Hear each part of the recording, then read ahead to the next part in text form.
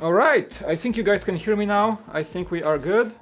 I just tweeted my live stream so we can actually have some people join us. There we go. Yeah, it's all working. I'm just gonna bring up my chat on my laptop as usual. Thank you so much for coming over, everyone. I'm just gonna... I see the chat on the other computer, but I gotta actually see the chat close up here.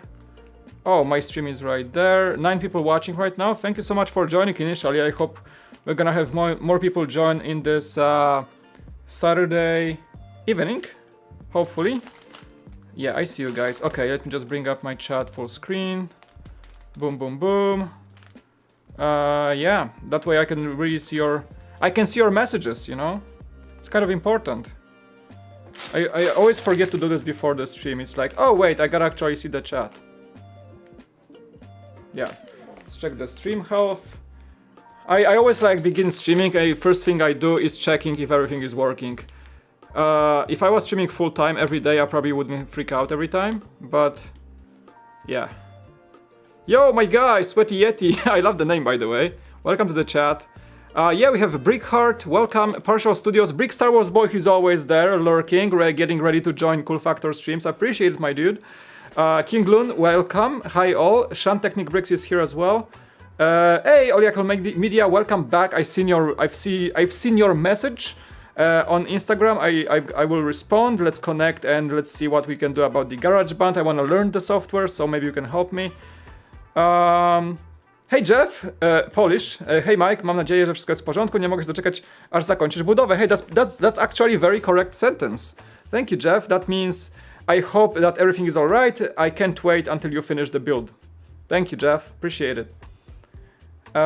Thanks for coming over. Hello, Drizzly. Welcome. Bricks4K, welcome to the channel. Welcome to the chat. I see a lot of new names I've never seen before, or maybe haven't noticed you guys there. So thank you so much for coming over. Yeah, I promised to stream today. Here we are. It's about 6:30 p.m. California, Saturday evening. So I had my weekend vibes. Everything was good. We did some shopping. We did some family time. We did some good things today. And actually, my wife and kids went for a walk on the neighborhood. It's really nice. Very warm day actually in California. Today was, I'm gonna say Fahrenheit. In Celsius, it was about 25 degrees in January. Welcome to California. So even now it's very warm outside on the evening, so they went for a walk after our shopping day, and now I can actually find some time to stream. So just a quick recap of things that we have so far. Basically we have that this is bags 1 to 7. Beautiful stuff. Actually we have the tree. The second level will go on top of that. We have the first 2 buildings. Absolutely beautiful of a display. Bag number 8 will be having other building on top of that, and then we're gonna just grow up to the walkway and to the higher levels. So that's where we are, just so you guys know where we are with the build. And yeah, I cannot wait, honestly. It looks beautiful. It's a fantastic looking set.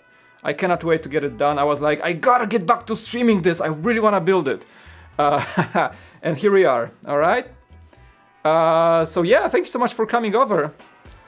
You're still waiting for your January 1st order to cross the border. Man, that really sucks. I'm so sorry. Yeah, seems like Brexit messed things up. I'm so sorry.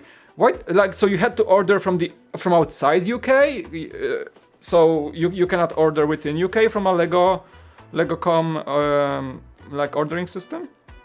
That sucks, man. I'm so sorry. I need some sleep. Yeah. I appreciate you coming over. Like a lot of you guys, it might be very late, so take your time in this weekend and get some rest, really get some good sleep. Yeah, absolutely. 30 and cloudy. Yeah, I mean, California has some sort of a heat wave, and next weekend we are supposed to have some rain in SoCal, so it's gonna bring some snow to the mountains, so we can go for a snow day with the kids. But yeah, yesterday and today was like summer. It's crazy. It's just warm. I'm like t-shirt and shorts all day in January, which is amazing. 2:39 a.m. Oh my goodness. Thanks for coming over so late. Appreciate it. No new builds, just doing routine maintenance on my sets, meaning a lot of dusting. Righto. Yeah, I cleaned the studio just a bit today. We did some house cleaning. And now I'm pretty much ready to chill, to close the day with a cool little build and stream. Finish the set. like right now, I feel like doing an all-nighter and finishing this, but I'm gonna be a zombie tomorrow. As much as I would love to, I don't think that's a good idea. Like, probably I would be able to do like an all-nighter on a stream. Probably. I feel great. It was a good day. I feel very energetic. Much less stressed than yesterday after a work day, so we're good. But I think we're just gonna go with the usual like 3-4 hours. The usual 3-4 hours. See where we can get. Welcome, welcome, welcome. And by the way, thanks for joining, FredBoy64Gamer. I love it. Yeah, I do enjoy it a lot. People were asking me if it's better than the Ninjago City when it comes to building experience. I don't know, I'm just very early into the build actually, so I don't know. But I feel like so far, even the chat agreed with me yesterday that the detailing of this set is absolutely insane. You guys just see this. It's actually called the Bonsai Tree in the set, in the instructions. This is actually called the Bonsai Tree. It's just a big tree, but it's called the Bonsai Tree. And just this tree alone, those buildings took me like 40 minutes each or even more. It's like, it's even hard to show everything right now because there is so much detailing there, but I'm gonna make sure to start to get, try to get some angles there on my review video in the future. But man, yeah, so far, if they keep the detailing, if they keep that intricate building techniques in this set throughout all the levels, I'm gonna be very, very impressed. I'm already impressed. I don't know if I can get impressed anymore, but what we are actually getting for the money. It's amazing. It's really amazing.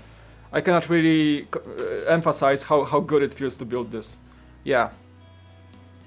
Hey, Brickheart! Thank you so much for the £3 super chat. I see you there, unofficial members. So I started working on the icons today, actually, but I mostly spent the time with the family. So I spent like an hour on the computer, and then we actually went shopping and just hanging out outside the house. Lucky enough, where I live in Sokal, it's actually safe, like relatively safe when it comes to COVID, so stores are not packed. It's you always risk it, of course, but at least I don't feel like I. Thank you. Unofficial founders membership again. Thank you. Smiley face. Appreciate it. So is that your second account? Because I had the same message yesterday from Kairan, I think. Is that you from with a different account? Thank you. Appreciate it. Money, money, money.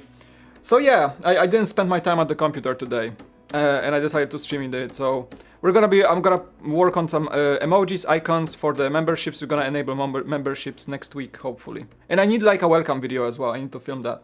All right, guys. Talking is great. Intros are great. I love you all. Let's actually get to. I'm gonna keep this angle because I'm not gonna open the bag anyway. Yeah. Is the music good? Not too loud, not too low? I can make it like slightly louder, but it shouldn't be too much, hopefully. Yeah, I want it to be like the background vibe, you know? Give Mike all your money. Thank you, Jeff.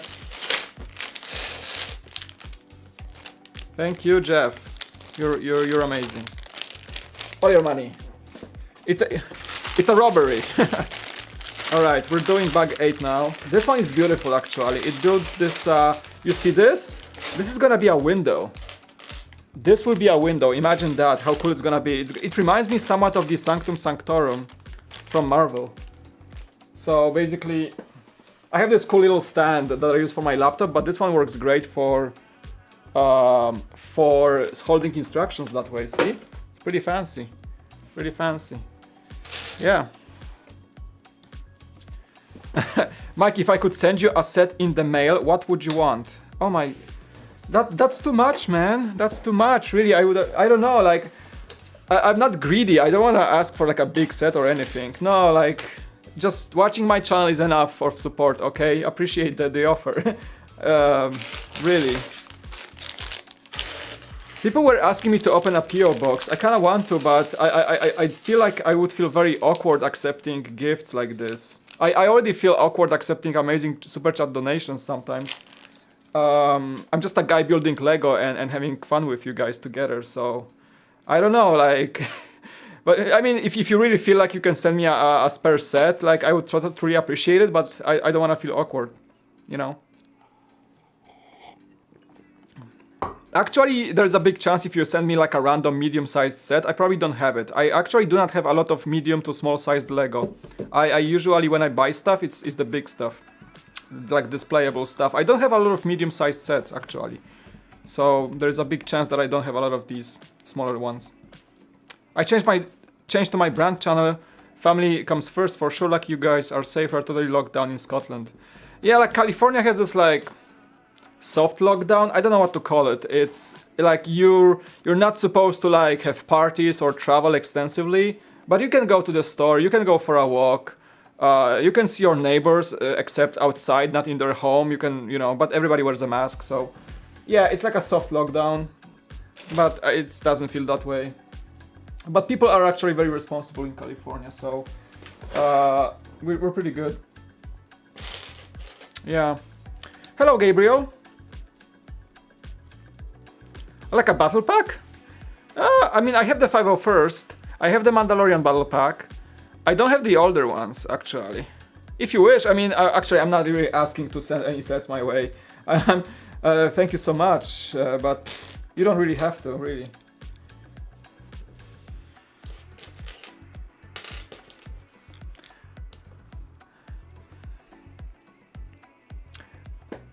Hey, Ethan, I just started. Don't worry about it. Thank you so much for joining. Like, guys, please, do not ever apologize for... I'm late to the stream.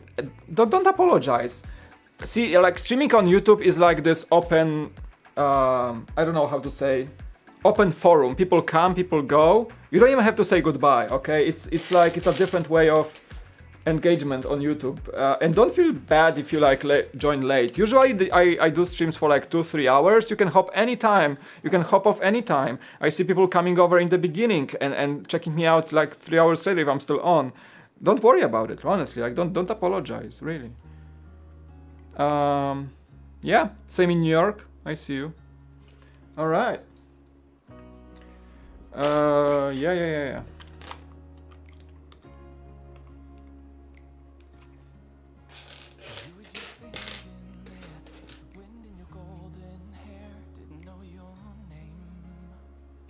The reason why is a new video coming Sunday night?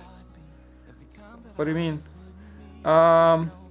Will you also be streaming tomorrow? I'm trying to have time to stream tomorrow as well. Yes, we'll see.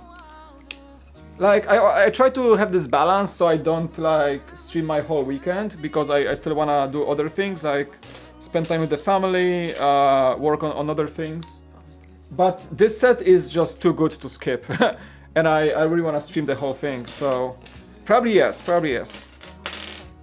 But also in the evening, probably. I don't want to like take off. It's a beautiful weekend. It's a great weather right now, and they're saying there's gonna be rain in the next weekend. So I want to do some outdoorsy stuff tomorrow, probably before I stream.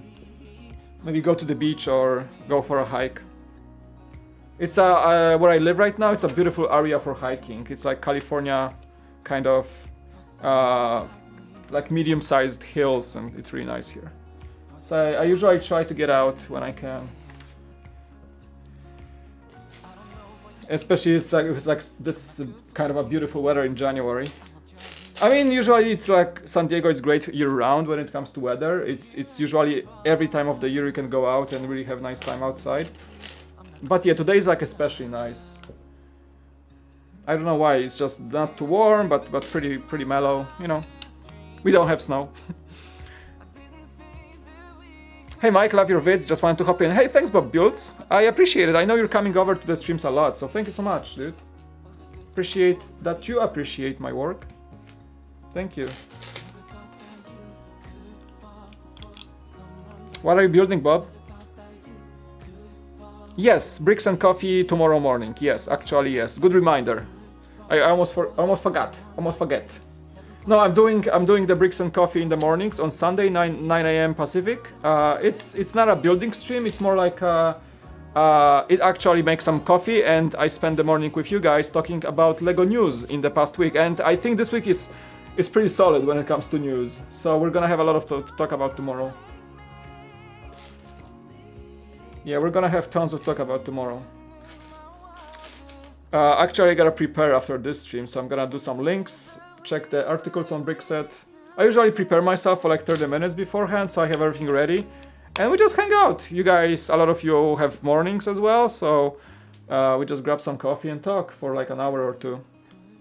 Yeah, this is not a building stream on Sundays. It's just a coffee and news stream, sort of. For now.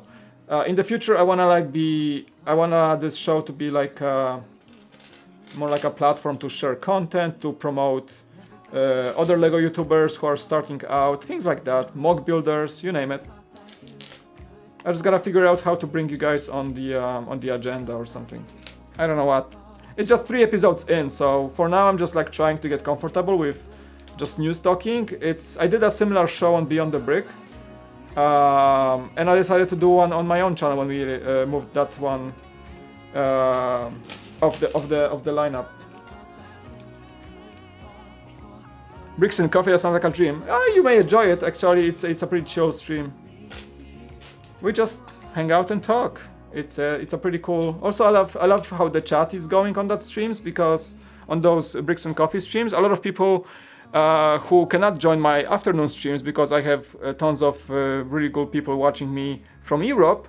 So when I stream on Sunday morning, they actually are able to watch, and it's a very good conversation in the chat on those streams. I really enjoy it. Not that I'm saying this is a bad conversation in the afternoon streams, but it's just a bit different. It's a pretty cool. You're making other tutorial video? Oh, did my camera just died for a second? Did you guys see that? That was so weird. It was like black for a second. That was weird. No, but they're both working. I'm just checking the cameras are working. And they're not on batteries, they're on external power.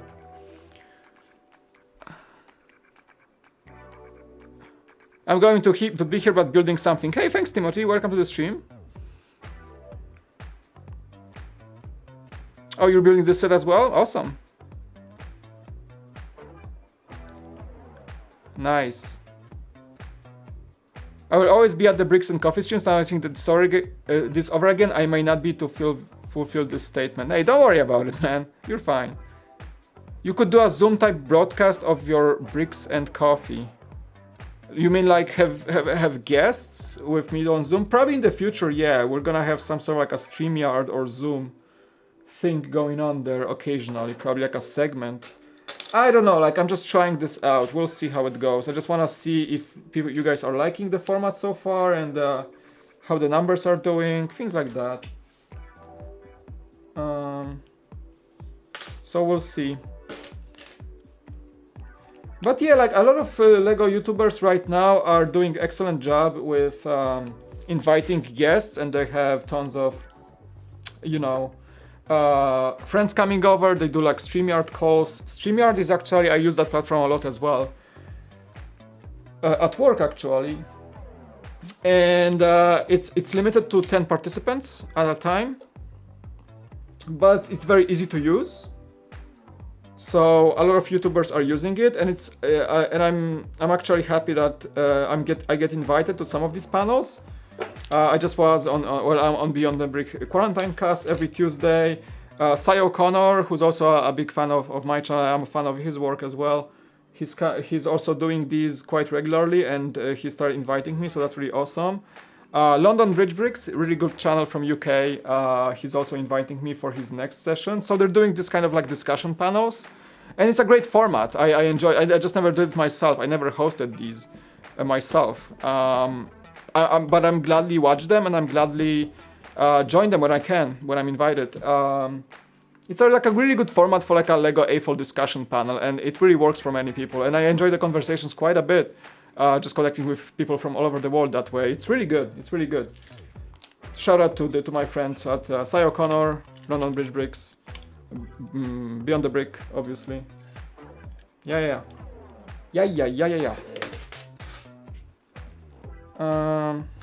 Pretty cool.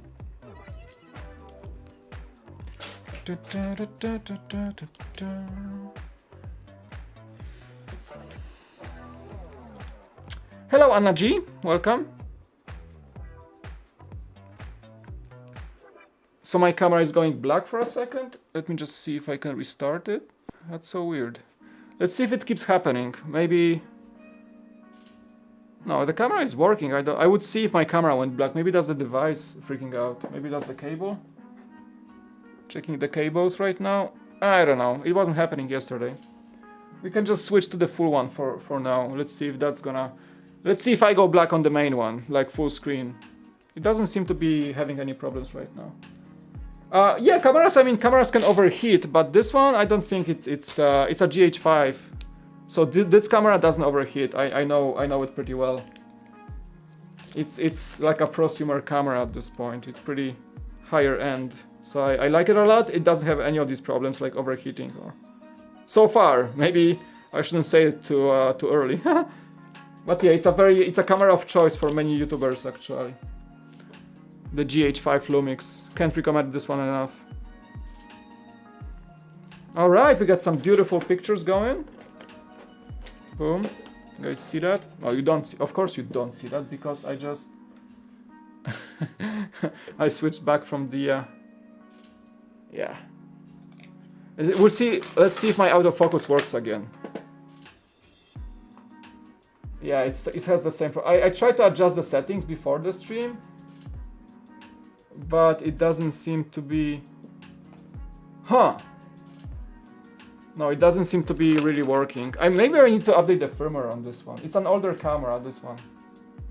Yeah, it's focusing on the table. Let's see if it captures. Oh, see, so when I give a flat surface, there you go. So pretty cool pictures. Yeah. And now it should capture the focus on the table, hopefully. Boom. Capture the focus. No, not yet. Okay. Never mind then. Hopefully it's gonna capture the focus. Maybe I should check the focus settings again. Oh, it's getting it. It's getting it. Any focus points? No. This camera is out of focus right now. Great. Thank you. Yeah, it's an older camera. It's a G7. It always had these problems. I can always push the button.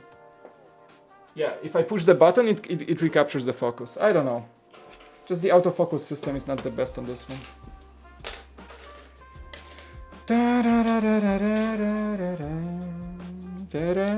How was your day, by the way? How is chat doing? How are you guys?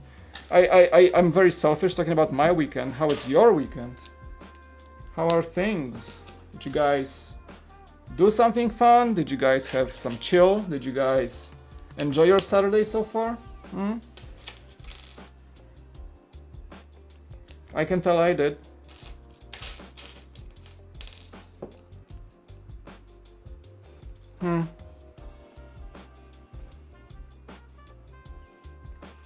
Russell has a podcast on TalkShoe. It's a bit of a less known platform. TalkShoe, I think that's the platform. I tried to convince him to do something on YouTube. I think he could get really good numbers on YouTube. But I don't know if he's gonna. Oh. His podcast is named Rumble with Russell. Rumble with Russell, yes, I think. Try the wall. I'm just checking my camera is going black. It doesn't seem to. Maybe that was that because I have a switcher. Maybe that was the like little issue. Because I didn't switch it off for the night, so maybe it is overheating. I don't know. I'm kind of testing this device. It's not mine. And I like it so far because I used it at work professionally, and I just want to get my own one for my channel. It's like $300, but I really enjoy the possibility of having 2 camera angles and control a lot of things on top of that. Yeah, good gear, good piece of gear for any YouTuber who's streaming like me.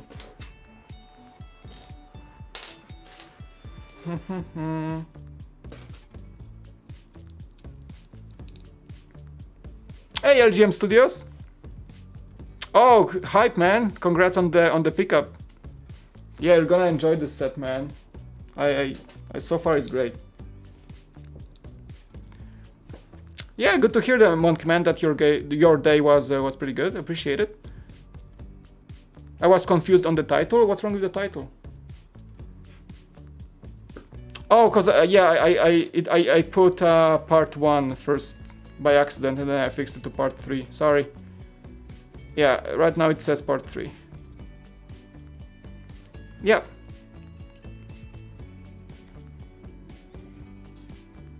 Yeah, the greenery in this set is pretty solid, Anna. Absolutely.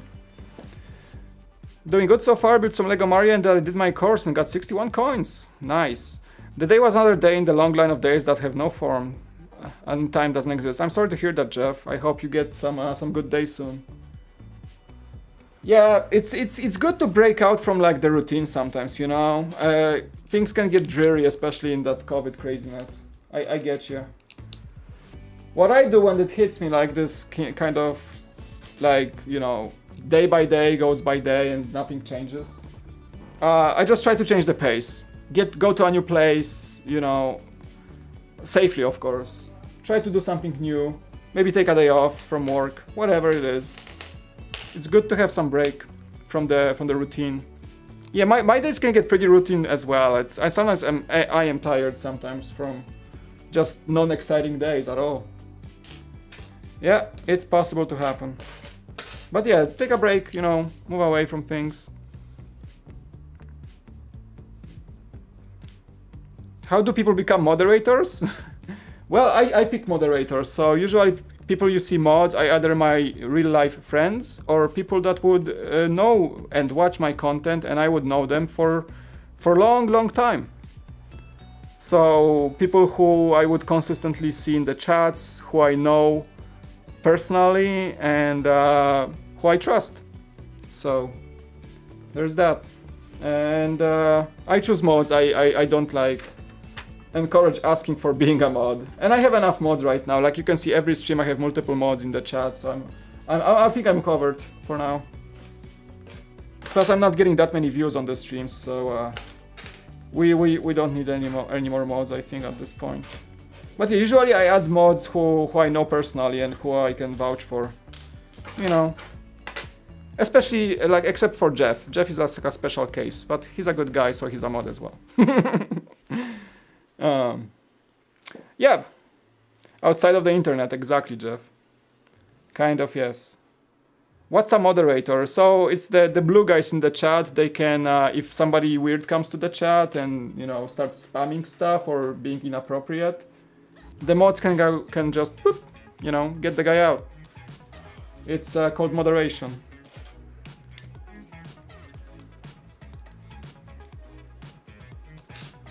It doesn't happen, honestly. Like, there was this one case yesterday, I think, that there was this weird guy sending weirdo messages, and he got kicked pretty fast. So that's what the mods are for. Thank you so much for that.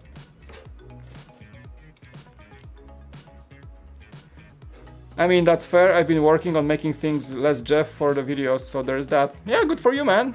Keep going. You know, you always have a lot of support from us, right? You know you have friends here from the LEGO community who really appreciate what you're doing, man, and you always know that, right? If anything weird happens, you always have us, so don't forget that.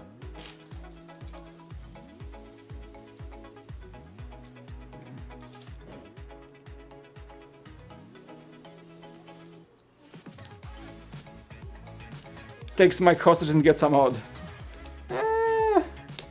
I don't know if that works. I do not negotiate with terrorists. Skylar is definitely missing from this set. If you could change out any of the random minifigs in this set in one from the show you think is missing, which would you pick? That's a very hard question, especially for me, because I don't really watch Ninjago show at all. So I'm not very familiar with this, actually. Yeah, so for me this set is perfect, so as it is, honestly. Yeah, like I'm not really familiar with the Ninjago show, to be frank. I'm not even lying. It's Ninjago is great for me as just a LEGO theme. Overall, I like the sets, I enjoy, but I'm not much into the show storyline, actually. I enjoy the movie, but you know, that's pretty much it. So when I'm gonna review this set, I'm gonna probably make a statement at the beginning that, hey, guys, I'm gonna probably miss a ton of Easter eggs in this set. I'm gonna miss a ton of things and you're gonna correct me a lot in the comment section, because I know I just didn't watch the show and I don't know what half of these things mean, honestly. And maybe I should make some research, but this set is too big to find about every single piece of things, Easter eggs that are in this set. For me. That review would take me probably weeks to finish if I did that. So I'm gonna look at this set from a perspective of somebody who's a fan of the Ninjago lineup in LEGO, but not necessarily very invested into the actual show. So I'm gonna kind of give my points to someone who's not into Ninjago and try to answer the question if that set is right for a collector who doesn't even like Ninjago, for example. We'll see. Somebody taught me yesterday that I should say Ninjago with an O, Ninjago. I don't know if that's true. Good morning, Sondrex. Oh no, I'm not saying you asked to be a mod. I was not absolutely no offense taken. I was just explaining who is a mod on this channel. Yeah. So yeah, absolutely no worries, man.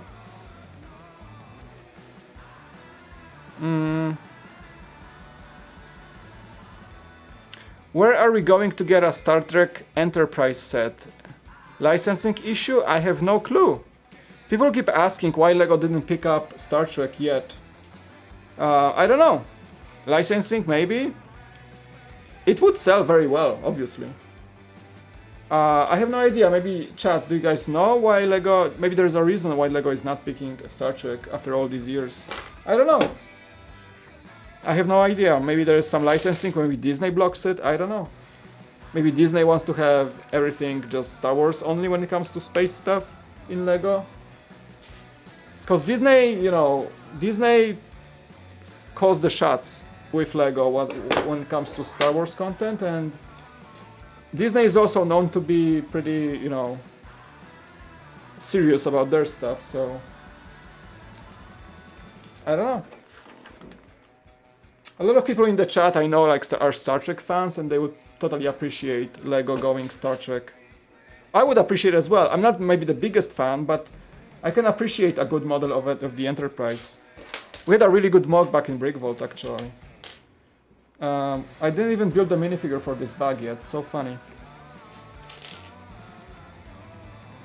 I wish I didn't miss out on the Ninjago City. Well, welcome to my world. I also missed out on this one. I do not own the Ninjago City. And I don't even have the dogs.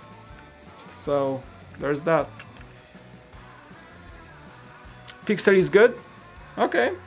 I know who he is. Harrison Scory, welcome to chat. I don't buy much Ninjago, but this set looks awesome. I think this set will find its way to a lot of people who are not even Ninjago fans. Just because it's beautiful to look at and it has so much such a fun experience to build it. I don't think it needs a Ninjago fan to truly appreciate it, honestly. If you're a Ninjago fan, this set is like an extra fun. If you're even not a Ninjago fan, this set is just gorgeous anyway. So.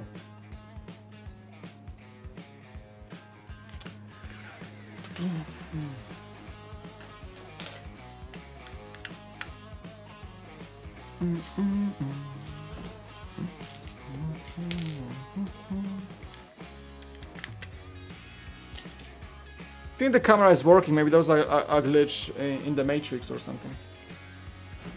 That black screen for a sec. First time it happened to me, actually.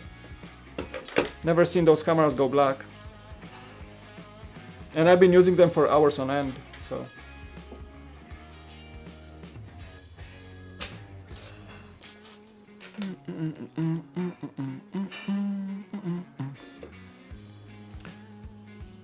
Borg is one character if LEGO never released, we right. Main reason I want this set for the Golden Woo. It's a good reason.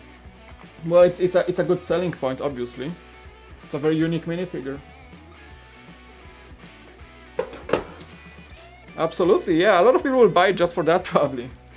And the set will be like a side bonus. Hello, Baseball Gaming. Welcome back to the stream. I'm so jealous of those who have this set. Been 2 days and priority next day hasn't shipped yet. I'm so sorry to hear that, man. You paid for this, like, wow. Where are you located? Are you in the UK? I don't remember. I had another viewer saying that they had problems getting this set also in the UK. So I'm not sure.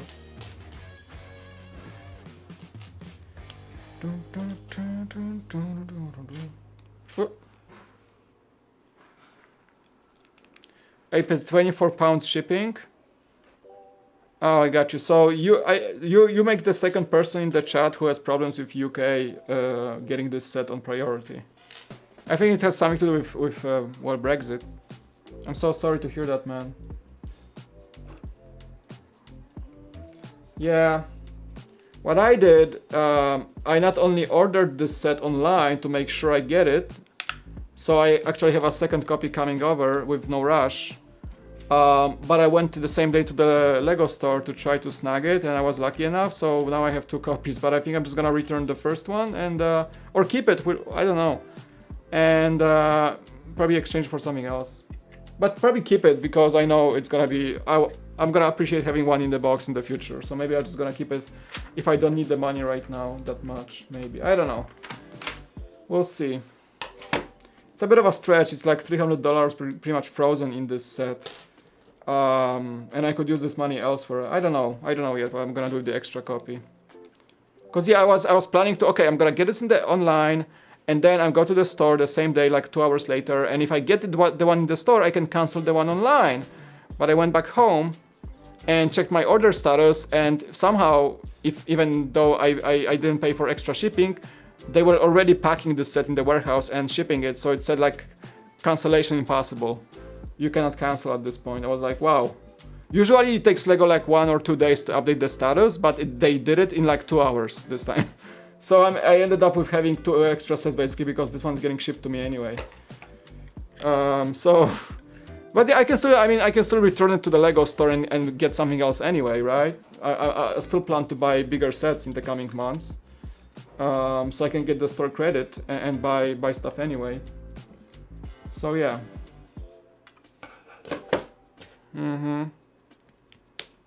Hello, Gabriel Baraza. Welcome to the chat. I'm trying to keep up with the chat. You guys are awesome today. Thank you so much. I'm trying to get both the child and the baby Yoda with the Bonsai Tree with a good online promo and only take premium Lego. Yeah, I ordered the Bonsai Tree. It was on back order, so I think they told me they're gonna ship it in like the next 60 days. I can wait. I mean, I have no rush. What I want to kind of do, because I'm also ordered the Lantern Festival, which is coming in the mail. So if you look at it, the Bonsai Tree, the Lantern Festival, and the gardens are somewhat similar in the lore, the theme of Japanese, sort of Asian styling. So I really want to put all those 3 sets together, and I want to maybe like compare the Bonsai Tree set with this tree in the set, and there's gonna be another tree like higher. I just want to compare to see like how awesome these look together, and plus on top of that, I think when you take the Lantern Festival set and put it next to the Ninjago City Gardens, it's gonna blend in just right. It's the same styling, it's gonna look beautiful next to this. It's also a garden with like, you know, it's gonna look great together. So I kind of want to do a video just having this line of sets like together on the table, see how awesome it looks. Because actually that's the way they're gonna stay on my shelf, next to each other, kind of, right? Maybe if I... Depends if I can fit the height of this one on the shelf. We'll see. It's gonna be a very tall set.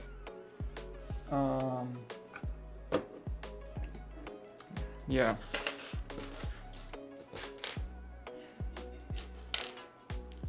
Yeah, stream is looking good. No dropped frames. Just checking every so and then.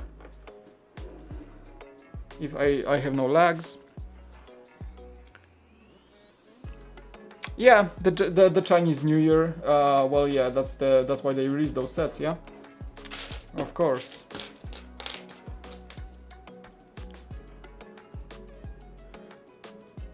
Do you think I should make out of Lego Mike? Like build me from Lego? That'd be funny. I would love to see it actually. Like what? Like building my figure or like building my person? That would be weird. Yeah, I mean, go for it. I would have a good laugh seeing it happen. I was actually thinking today about doing few things about like a little cool factor gifts. Like I want to do some stickers. I want to do some thank you cards for patrons, things like that. And I was thinking like, what if I just make my Zig fig with a printed Cool Factor shirt? I kind of want this. So do you guys know any good companies doing custom Lego minifigure printing? Who's the best? If you want to order like, say, I don't know, 50 minifigures or 10 maybe, 10 or 50, whatever. Who would you recommend for Lego printing, Lego minifigure printing? I know a few companies, but anybody in the US recommending something that you use and you can tell if they have good quality of printing for custom Zig figs? Because I have so many thanks to say to many supporters, and I'm actually sending some goodie bags soon with like surprises, and I in the future I want to like include a minifigure or something.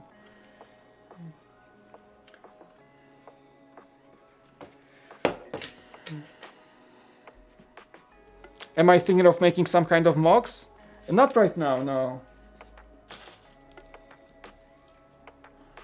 Right now, like I do not have like a big collection of sorted Lego to like really get into the mock building, and I know like I can be creative with mock building if I want to. It probably would be a thing I would enjoy doing, but like I would be frustrated because I don't have like a Lego room with sorted Lego, so it would be hard for me to find the Lego I need specifically. I usually keep sets, not sorted bricks.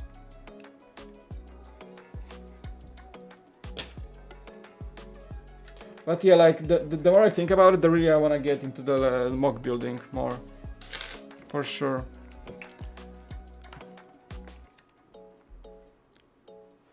I've never been to a Lego store, but I don't like waiting, man. I'm so impatient with big money orders.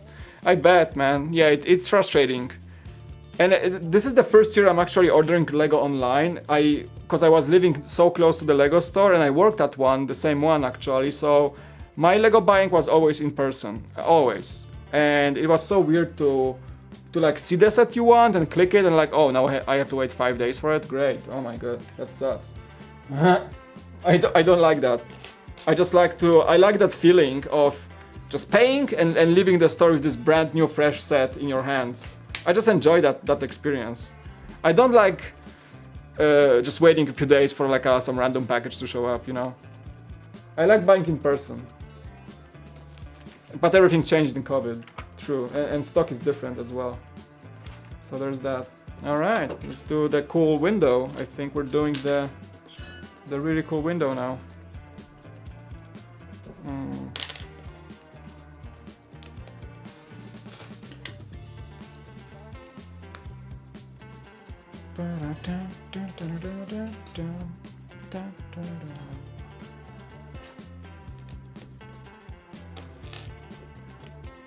Hello, BrickUser24, welcome to chat.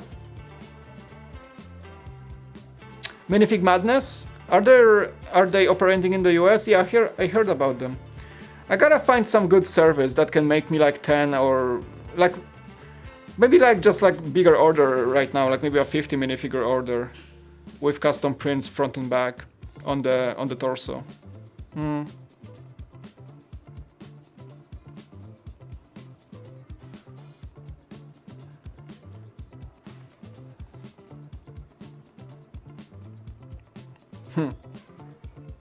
I've been past nearly every Lego store in the UK, but young me had £0 to spend.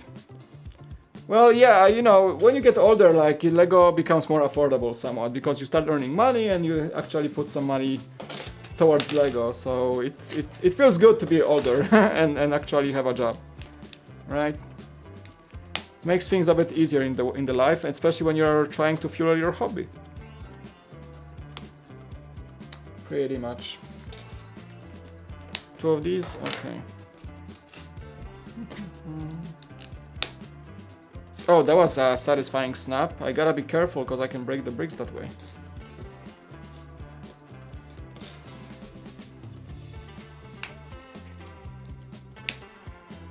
Boom, boom, boom.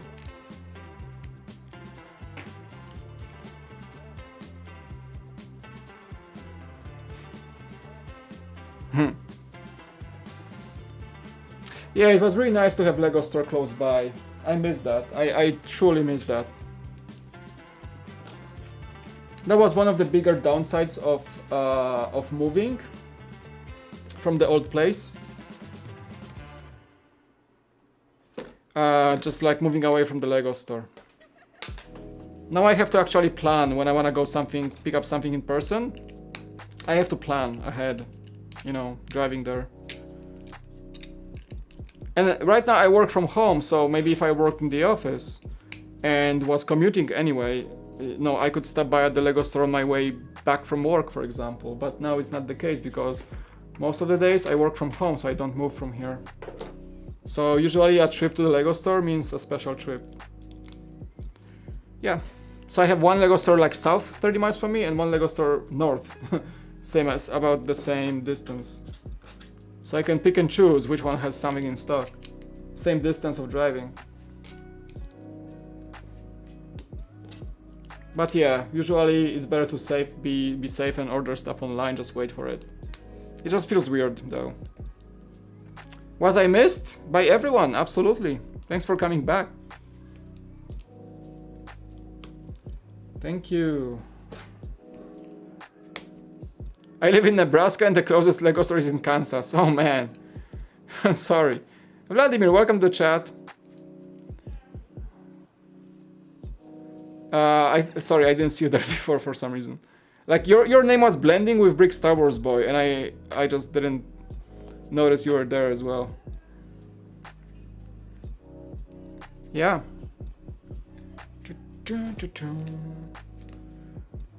I feel like I'm building faster today. I don't know. Maybe I have more urge to get rolling with this set, get some progress done. Ooh. We're about to add that fancy wheel. That's gonna look so awesome. That's gonna... Just checking my upload, it's all good. It's like checking your stream status is like looking in the mirrors in the car. Like every time, like we're good, okay, we're good. There's nothing, nobody trying to hit our car. Checking my stream upload. I don't know, I have some PTSD from having like stream crashing or because lag was there or some internet connection issue, so I'm always checking my upload. But it works so well right now, like having a fast connection, it's a night and day difference. Yep. Oh, this is cool. Okay, so we're getting into this section, so we're doing the... I'm gonna switch to this. Oh yeah, it works. So we're doing this wheel. Boom. Okay, so we're doing this and then little droid arms. Wow, is it gonna open? Wow, really? This is so cool. Okay, so check it. Okay, I gotta actually get those closer. Boom, boom, boom. This is brilliant! The way it opens up, it's so satisfying. Like, what? This is like... Oh my, this is so cool. You guys see it? Dang!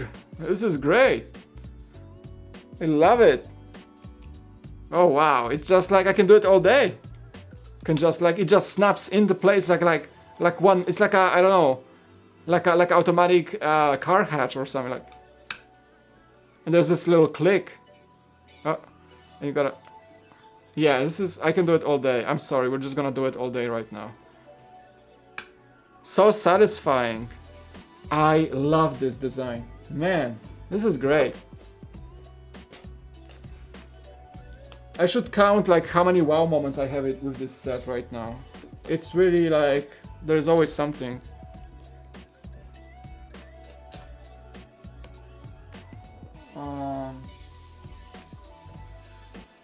Okay. Like this dark brown is so dark in the instructions. I don't really see where the bricks are going. It's like almost black. in the instructions.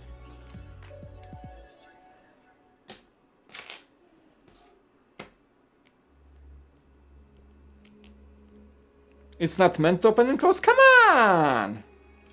It should be. Why not? It has a hinge. I would totally have it open and close. Why not? Like, look at that. It's so cool.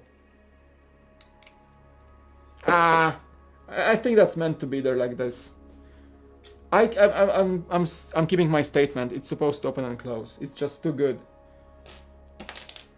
Shout out to Justin, by the way. His name of his channel is so perfect because you say it so many times and you don't even realize you're actually saying his channel name. Just too good. It's genius. He has like the best channel name in all YouTube.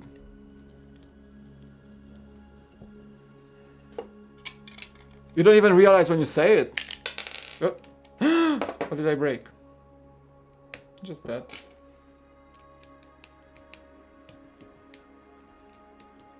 What did I break?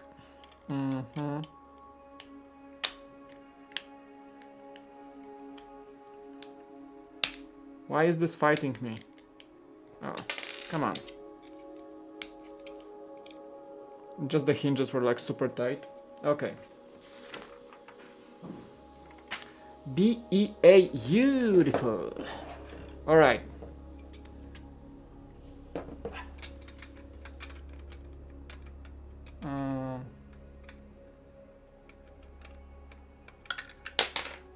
Why am I breaking stuff constantly? All right, this one goes here. There we go. And now we can snap it in. Okay, I see there is no access to it to really open it and close, but I still gonna keep my statement up. I mean, come on. You can totally open it sideways. Whatever. It is beautiful. B-E-A, beautiful. Okay. Yeah, we got this. Now we're building some, I don't know what it is. Some sort of like drainage system? I don't know. Oh, this music is very soothing right now. It's like an ambient chill. Very nice. Let's zone out. Breath in. Breath out. Feel like you're in a Ninjago Zen garden right now.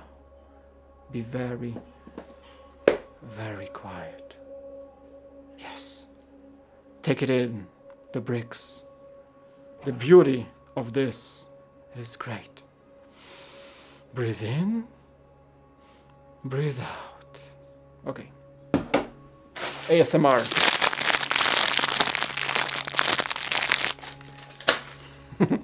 Summoning Brian right now, the ASMR god of Lego. Summoning him right now.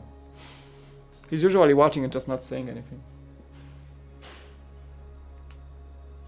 Wait for it, chat. That's my music. that's a track on my playlist that has this ambient sounds for some reason. Oh, it's over. All right, we good. Least relaxing ASMR trigger to date. Okay. Hey, it was a joke.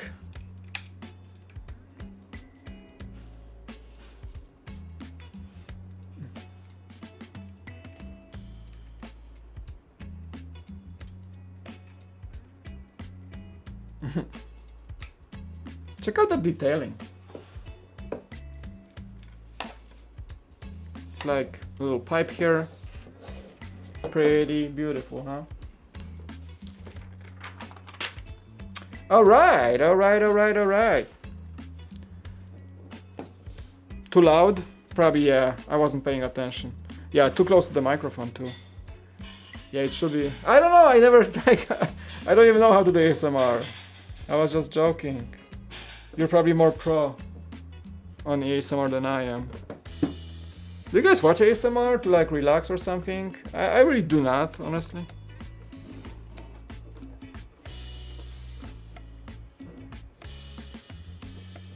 I know it has to be like, it has, ASMR has a lot of rules to it. The way you have to be, like you have to whisper, of course, but the way you make sounds for ASMR viewers, it has to be very specific. You can just like, you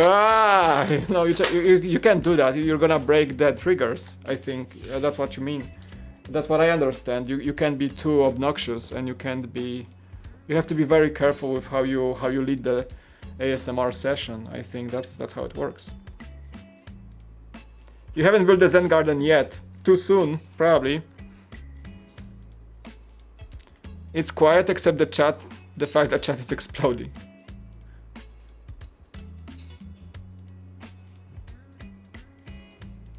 Yeah, the music is not the loudest right now, so it should be like way nicely in the background. Oh yeah, the build, dude, like, it's amazing. It's amazing. Why do I have this? Oh boy, I have a 2x1, 1x2. No, I don't want to have an extra brick here. Please, no. And by the way, I have to build the guy.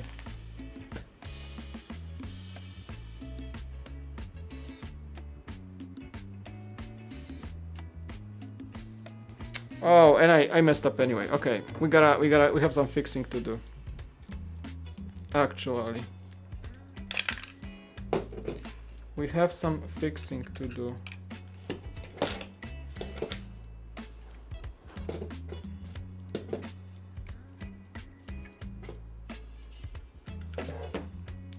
I basically broke stuff off. We got some fixations to do because I missed a brick, and I shouldn't be missing a brick. Yeah, so I missed two actual. So there's one here, the little corners that limit the movement. Okay, so we're gonna add that, and there's one more 1x2 that I missed. I want to fix it right now because I know I won't come back to it. It's gonna be deep in the build, which is not ideal,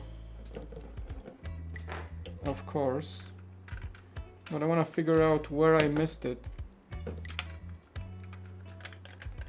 Okay, we're gonna attach this.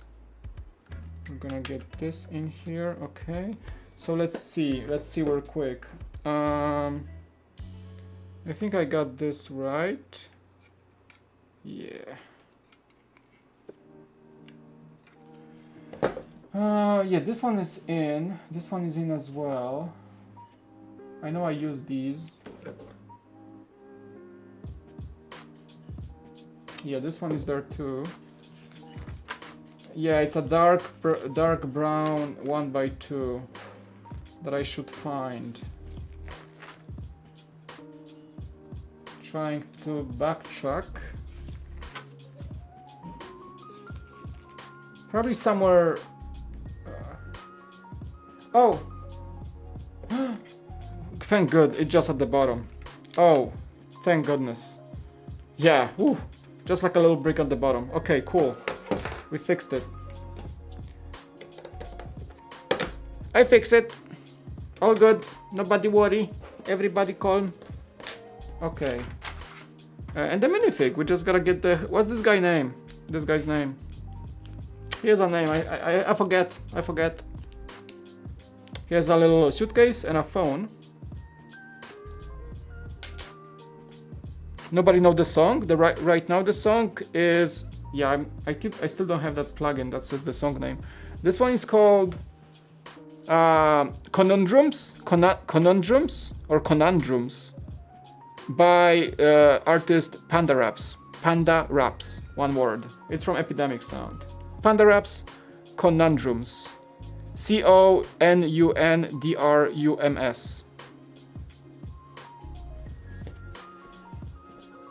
It's just it's a creator on Epidemic Music that they do a lot of like chill hip hop, lo-fi hip hop of sorts.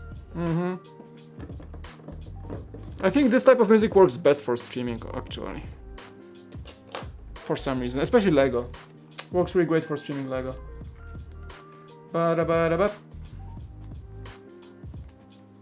All right, we good. We good. I think now we're gonna be building the fan apartment. It's like a Ninjago City fan apartment. Yeah, she has a Lloyd hoodie. I really do not understand ASMR, even if it's Brian. ASMR is meant to what does the acronym means? I don't remember. But it's just a way to trigger your relaxation state of relaxation. It's like, it's not meditation, sort of it is, but not. It's a way to clear your mind and get relaxed, and you know, I think that's the main goal of ASMR. What does it? I don't remember what the acronym actually means. Check it out. I have one cool thing. My kids got this in a thrift store today, like a dollar store. It's a little box shaped like Lego. It's just cheap plastic, but you can just keep extra pieces in here. So it actually works pretty well. For when you're building something, you want to keep things together. Just see, it's like I propose to you with Lego bricks.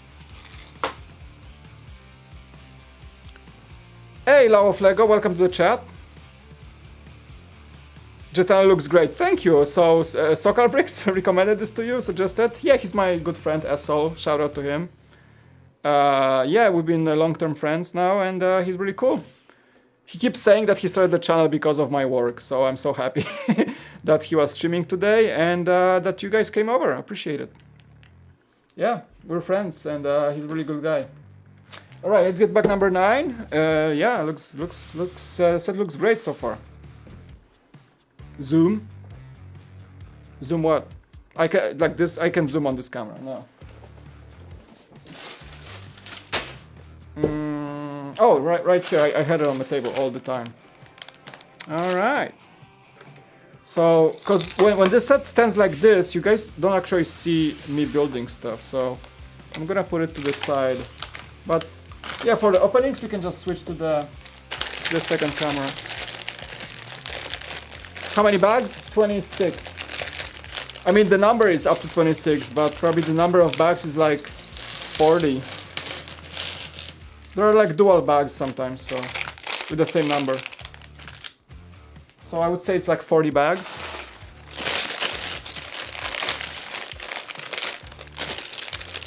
Yeah, family is doing great. We just had a pretty nice shopping day today, so yeah, everybody's healthy, we're doing good. We're like really happy. We just moved to the new house, 2 months ago, and we're just enjoying it quite a bit. So it's been a big life change for all of us here at the Cool Factor family, pretty much. All right, let's do the. Oh, there's one more bag. So see, like those are all the extras from the past build. So I can just pop this open. Can just get this little thing. It's the cheapest possible plastic, but I can just get all this stuff. Actually, no, I will need these. I will actually need these later, I think. I don't know, we'll see.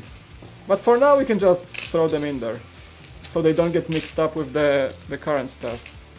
Where the vlogs at? I have like 3 unedited vlogs. I'm so mad at myself. Yeah. So I think I'm gonna spam like 3 or 4 vlogs if I really get to editing. I need like 4 or 5 hours to edit all of these. But right now I'm backlogged with 3 recorded vlogs that I did not get into the editing stage yet. I'm so mad at myself and I'm so sorry. Work was consuming me a lot lately, so I wasn't really having energy to edit my own videos. Yeah. So vlogs are coming back. They are, even though I was shooting a small vlog today even, so there's another one in the works, but I forget or I don't have time to really edit them consistently, which is like something I gotta fix. Because usually it's the best to like shoot the vlog. When you're done with the vlog, you know the vlog is over. You should actually edit it right away, because if you postpone, if you wait on this, you're gonna feel less and less motivation to come back to some older footage. And that's what's happening to me. I have like a vlog from December that I should edit. And I think I will just edit it and get it out, even though it's gonna be very outdated. But you gotta do what you gotta do. I hate having unused footage, actually. Why is Streamlabs a mod? Well, I'm using Streamlabs for donations and on-screen alerts.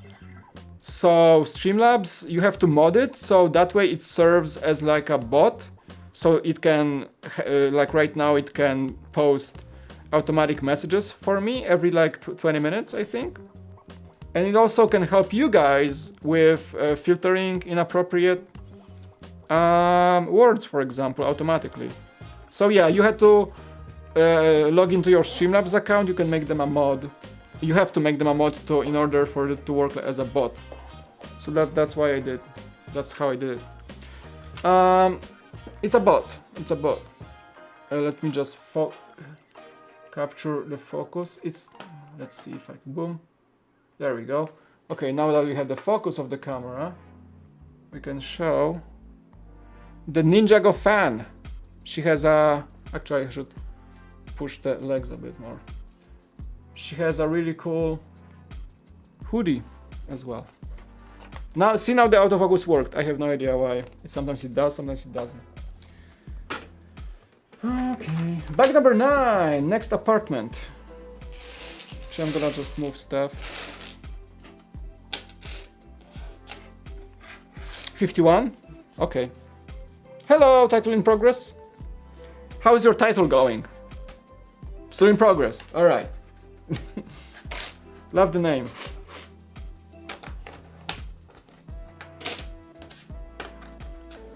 Hello, hello.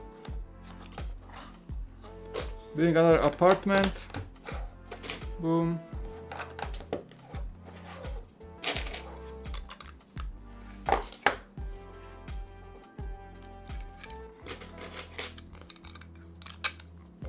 Glad to have you guys coming back to the channel. I appreciate it very much.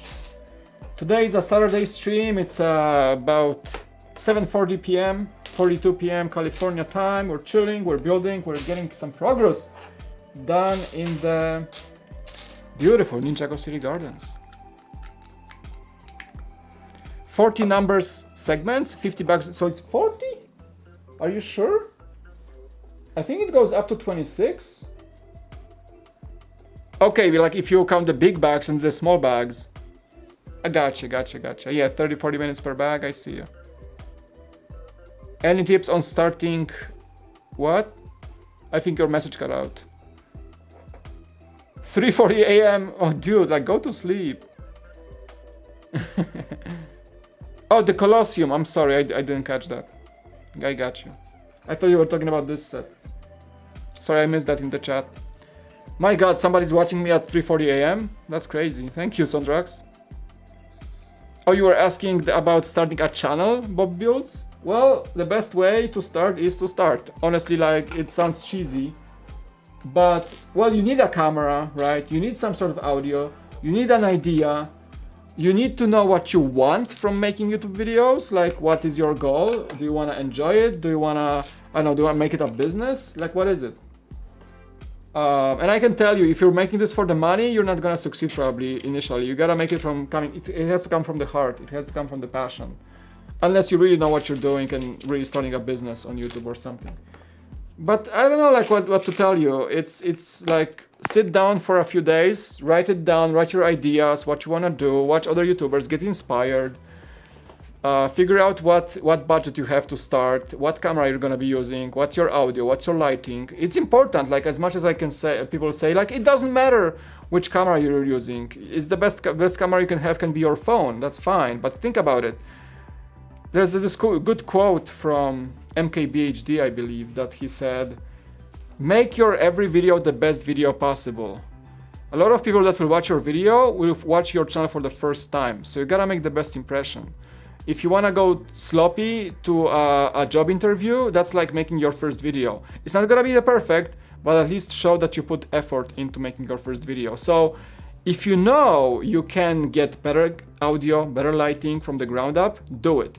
Don't start and cut corners. Like, you know, that's my approach. That's my mindset. I try to really like maybe learn making videos elsewhere. I did that because of Brigwood. I learned making videos elsewhere, and when I was confident enough, I knew what I was going to do. So there's that, right? So I think make sure you know why you are doing this, and make sure you don't like, you know, disencourage your viewers from your first video. Like don't make it like just because you have to, but make it because you want to, and make it the best possible. It's not gonna be the best in the world, obviously, but at least make it so that the viewers feel when they watch your first video that you actually made effort into it, that you actually put effort, that you actually are serious about this. People hate YouTubers who are just like throwing videos out there just because and never improve. I don't know. I would lose interest in a channel that never improves very quickly. Don't like get too comfortable. Like try to step up your game all the time. It's tough competition as well, you know. As much as I want to say that LEGO community is not competition, still there's this certain level of quality you should go for when it comes to personality or the way you deliver things. You know, everybody's different. So make sure you do it for the right reasons. Damn, deep talk.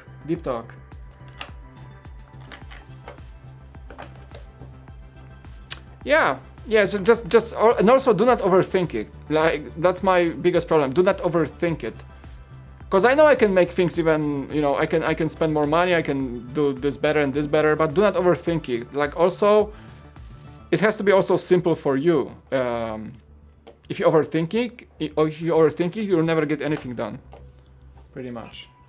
But yeah, the best is to have this mindset that you actually want to start and you're actually taking action on it. Because you can imagine how many times I heard like, I want to start a channel, and then nothing happens for 6 months. Like, you want to start a channel or you're starting a channel? It's a difference in mindset. Do you want to start a channel or you're actually actively doing things to start the channel? You know, it's two different things. People say like, I wish I was that successful. Well, did you do the work? I'm not successful. I don't think I'm successful on YouTube. I feel there is so much to achieve still, and I know I could be further if I put more work into it. If I really, I'm putting a lot of effort anyway, but I feel I could even push myself more. It's possible, but like, you know, you have to have this balance between what you wanna do and what's your real goal. So yeah, don't just sit on it, just act on it before it fades away and you lose all your motivation. Be yourself, absolutely. There's no better advice than this as well. Just being yourself goes a long way.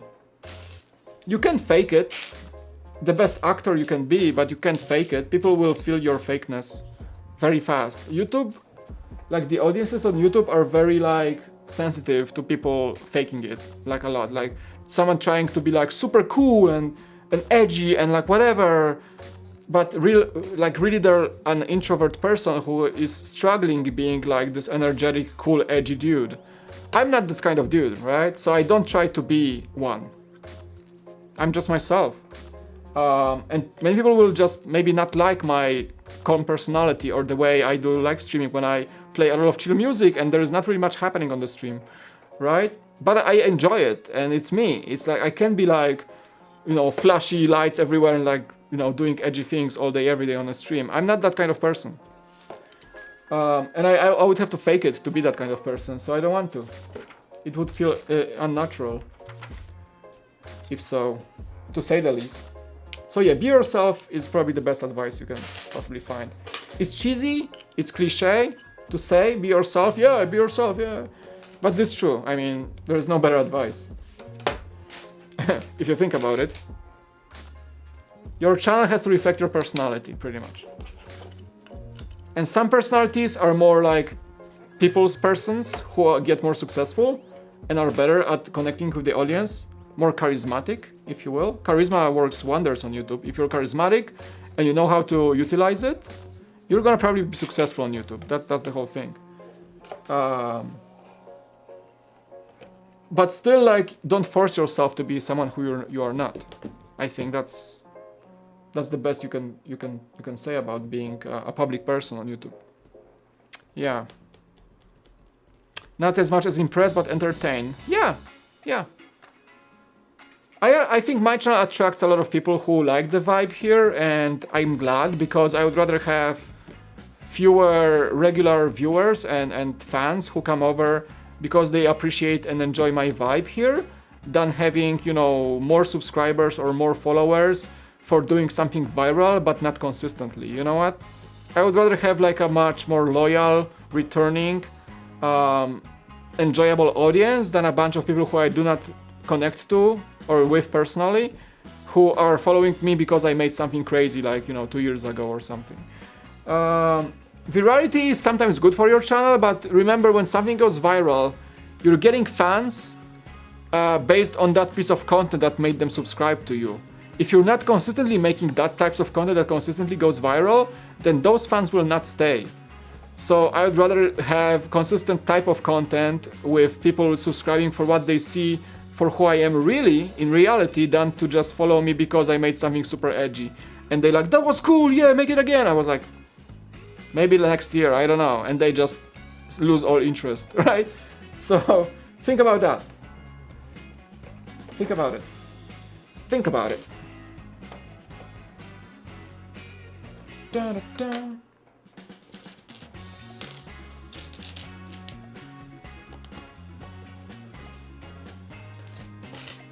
And I know that a lot of channels grew like popularity overnight because they made something really viral. But can they keep that popularity over a longer period of time? I'm not sure. Like, let's say you get a shout out from Mr. Beast video. Let's say you are part of some Mr. Beast challenge and you get to the finals and Mr. Beast shouts you out to his 50 million subscribers. Overnight, you get, you know, 200,000 subscribers because of the shout out from Mr. Beast. And they come to your channel and they see that you make completely different content than what was in the Mr. Beast video. Do you think those people will stay? Maybe some, yeah, but do you think those people will actually watch your channel? I don't think so. Think about it. You're gonna have the numbers, but is it really gonna help in the long term?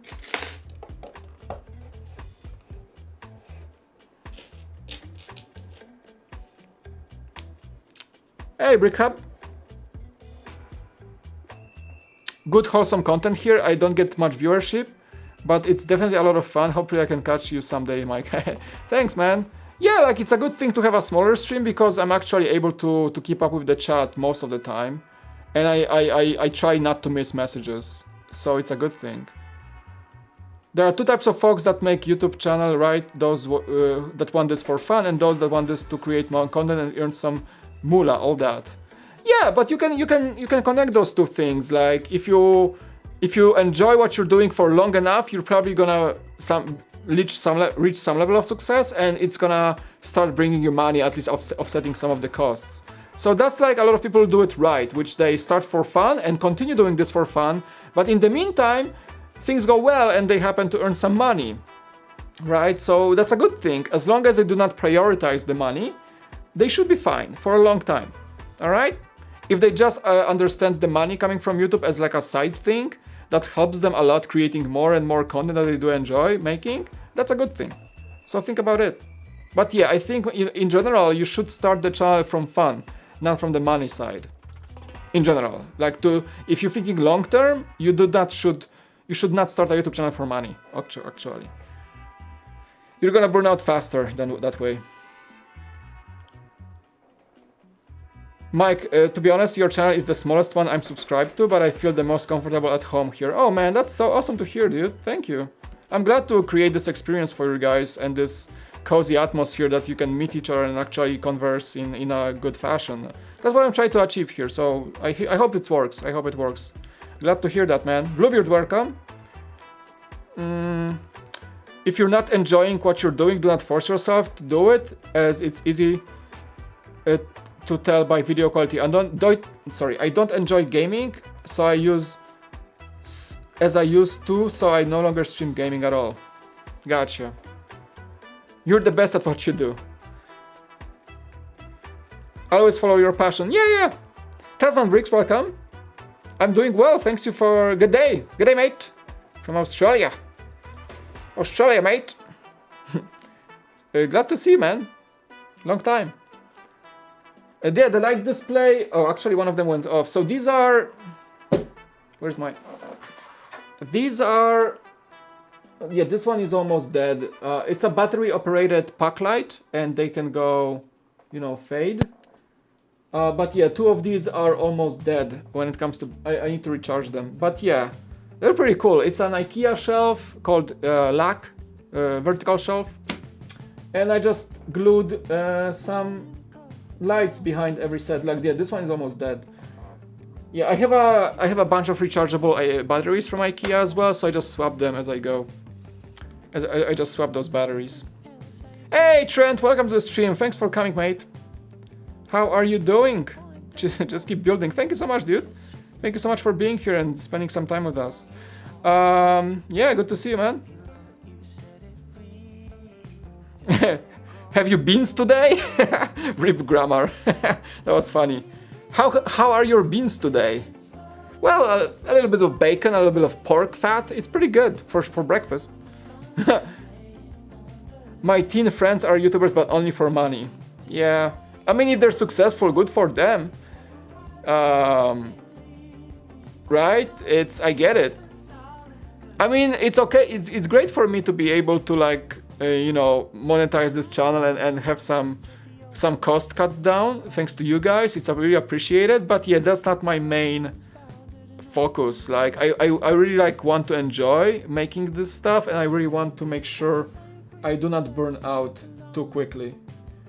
So yeah, I'm probably gonna have slow years doing this, but so far the pace I'm doing, it's pretty healthy, and I enjoy doing it, and I would rather have the slow and steady growth and slow and steady, development of this channel than just become successful overnight. That would be very overwhelming.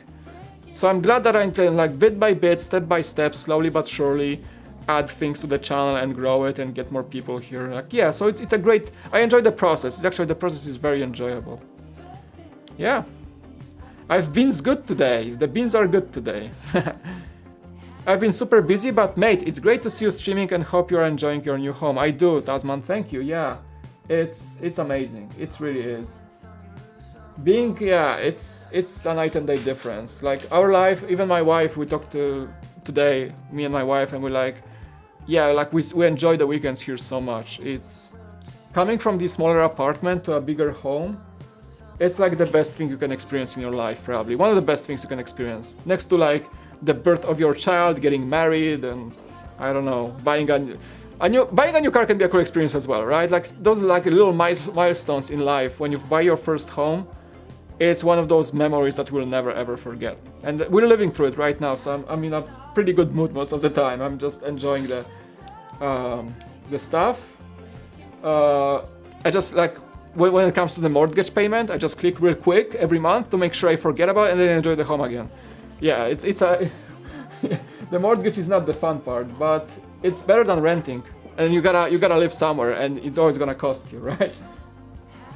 Unless you live with your parents, but yeah, probably it's cheaper that way. But yeah, you can either rent or have something of your own and pay it off, and it's an asset. It's your wealth, pretty much.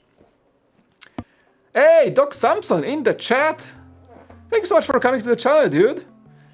The legendary Doc Samson is here. Thank you, man. These LED lights are coming from Amazon. Just search puck lights, like a hockey puck. That's what they're called. They're just I don't want to reach them right now because my headphones, but they're just puck lights. It's a bunch of companies making them. You buy a 6-pack for $30, and they usually come with a remote. So yeah, I can recommend these. Any brand, pretty much. They're good. They're nice. Jeff and Big Star Wars Boy, where have I been? Yeah, I haven't seen you in this channel doc yet. Jeff and Big Star Wars Boy are here all the time. Pretty much. Glad to see you, man. I enjoy what you're doing on YouTube, actually. I very much do. I think I actually first met you on the 24-hour Beyond the Brick stream, actually. And I was like, very entertaining stuff, okay, bro? Yeah, I really enjoy your stuff. pretty original as well. Yeah. Yeah, go to Amazon and, you know, just type pack lights. It's usually $30 a pack of 6. Shouldn't pay more than that. Shouldn't pay more than that. Let's see. Right on. Man, this room is one of the those rooms that's super packed with stuff. Super packed. Very packed. Alright everyone, it's 4 AM here in the UK, so I'm heading off. Get a wee nap before the girls wake up and we get started building. Hope to catch you all. Bricks and coffee. Thanks, man. Appreciate it. Yeah, bricks and coffee tomorrow, 9 AM PST. We're having some coffee. We're talking Lego, alright? Let's do that. Is it Jeff knows everyone or everyone knows Jeff, huh? I think that's both ways. I think everyone knows Jeff at this point. He's everywhere. You open the fridge, here is Jeff.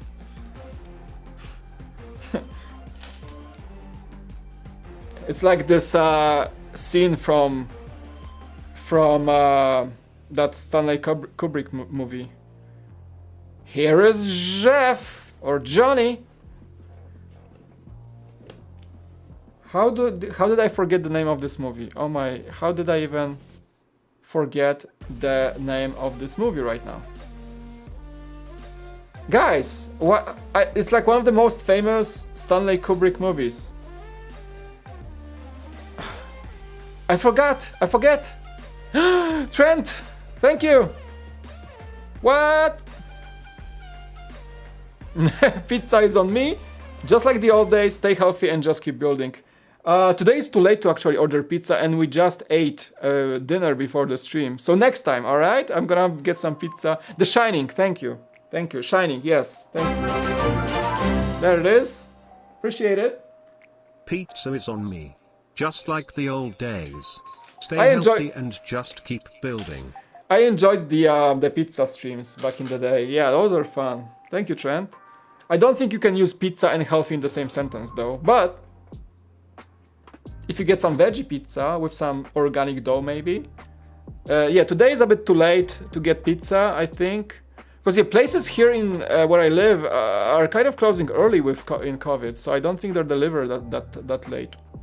But I'm gonna keep that in mind and we're gonna get some good pizza. There's actually a very good pizza place next to my place right now. But they close early, I know that, because I tried to order the other day, like 7 PM, and they refused to deliver. So, but yeah, next time, pizza is on trend, everyone. Thank you so much for the 20 super chat, appreciate it, man. He's a Dono legend at this point. Yeah, I'm actually sending Trent some real care package, so it's ready to go. I'm actually gonna send it out, I think on Monday. Because I just packed it before the stream, to be honest. So Trent, thank you so much, and you're gonna get some little surprise from me, okay? For all that you're doing for this channel, I appreciate it, man. Thank you. Welcome back. Are you on the West Coast as well, Doc? Are you California? Yeah, I'm on West Coast. So yeah, it's 8 PM, but again, like I don't live in downtown or anywhere, so a lot of pizza places are closing soon, or right now, on Saturday night even. So it's the COVID times, weird stuff.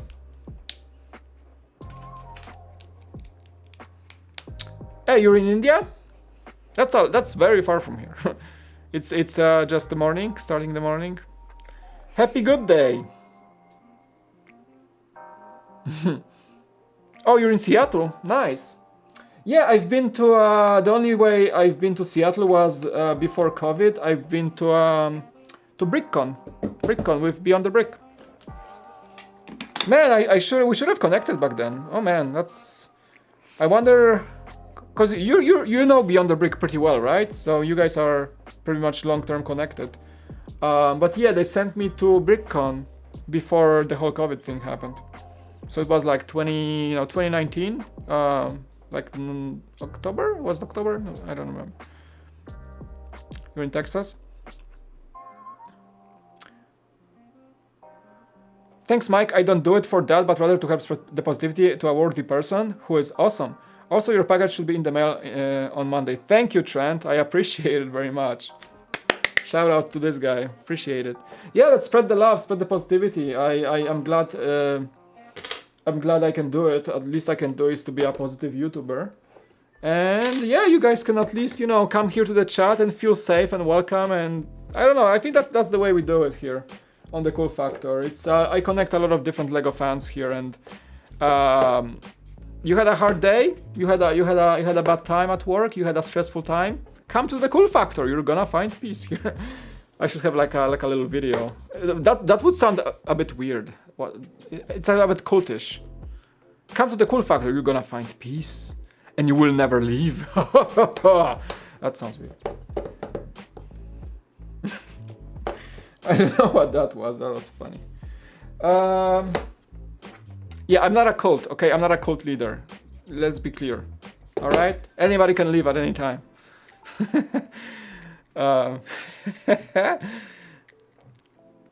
I casually know those guys. I thought you guys know each other better. I don't know. Because you were at the 24-hour stream as well. Just ordered a Minecraft Lego set. Which one? I like the pig house. The little piggy hut. Hey, Armand, thanks for coming as always. Appreciate your time. Much love, dude. And yet again, Mike has engaged in a lot of conversation, and conversing was continuing, and yet he was not building a single brick for the last 20 minutes. I think I should get better at really transitioning from talking, which I love, to you guys especially, to building, because I will never finish that set that way. It is such a big problem for me sometimes. And this set pretty much requires some focus. But you guys are so nice, I don't want to really neglect. So you guys, I think because we are building the Ninjago fans apartment, and if I am correct, I think what we are doing right now are the sets of Ninjago on the shelf. So I'm saying that the red one is a Destiny's Bounty. The teal one, I'm not sure. Also looks like it has a sail. So I don't know. I think this is Ninjago City, the first one, and I think those might be the dogs. So this guy has the first two sets on the shelf, and the Destiny's Bounty. I don't know which one this is. This is a Ninjago fan apartment, so it must be something to do with Ninjago sets on display. You guys can tell me? What do you think?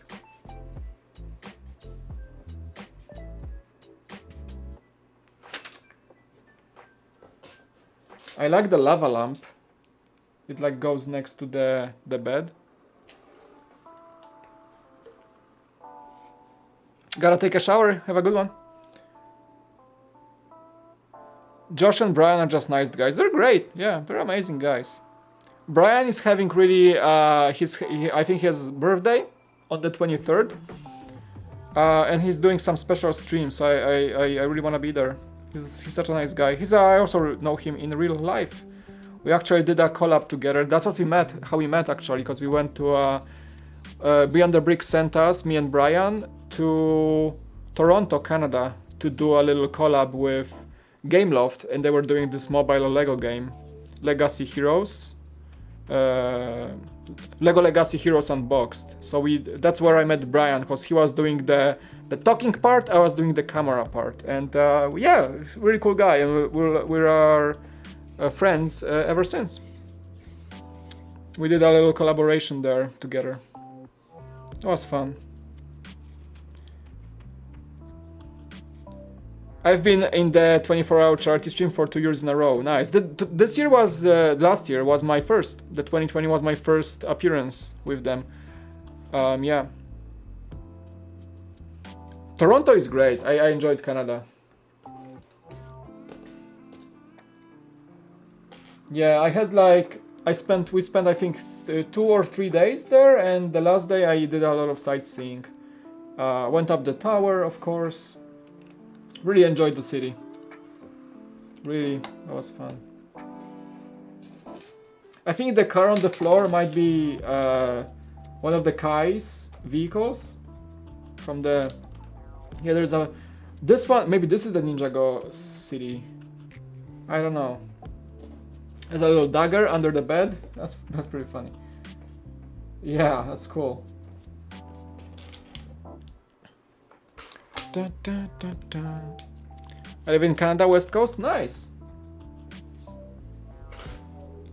All right, sticker time. So this time we're doing the bed covers in Ninjago. Which one is it? 55 and 54. Okay, right here. Really cool. You can tell she's a fan because there are no mine stickers at all. Lag? Let me see. That was weird. It wasn't me. You know what? That wasn't me. I think that's YouTube. That was so weird. Yeah, it says stream healthy, dropped frames 0. I didn't see that spike at all. No, it doesn't showing up in my stream analytics. So usually when you have a lost packet or like a lag spike, YouTube tells you, hey, there is something wrong in your stream. But it was me.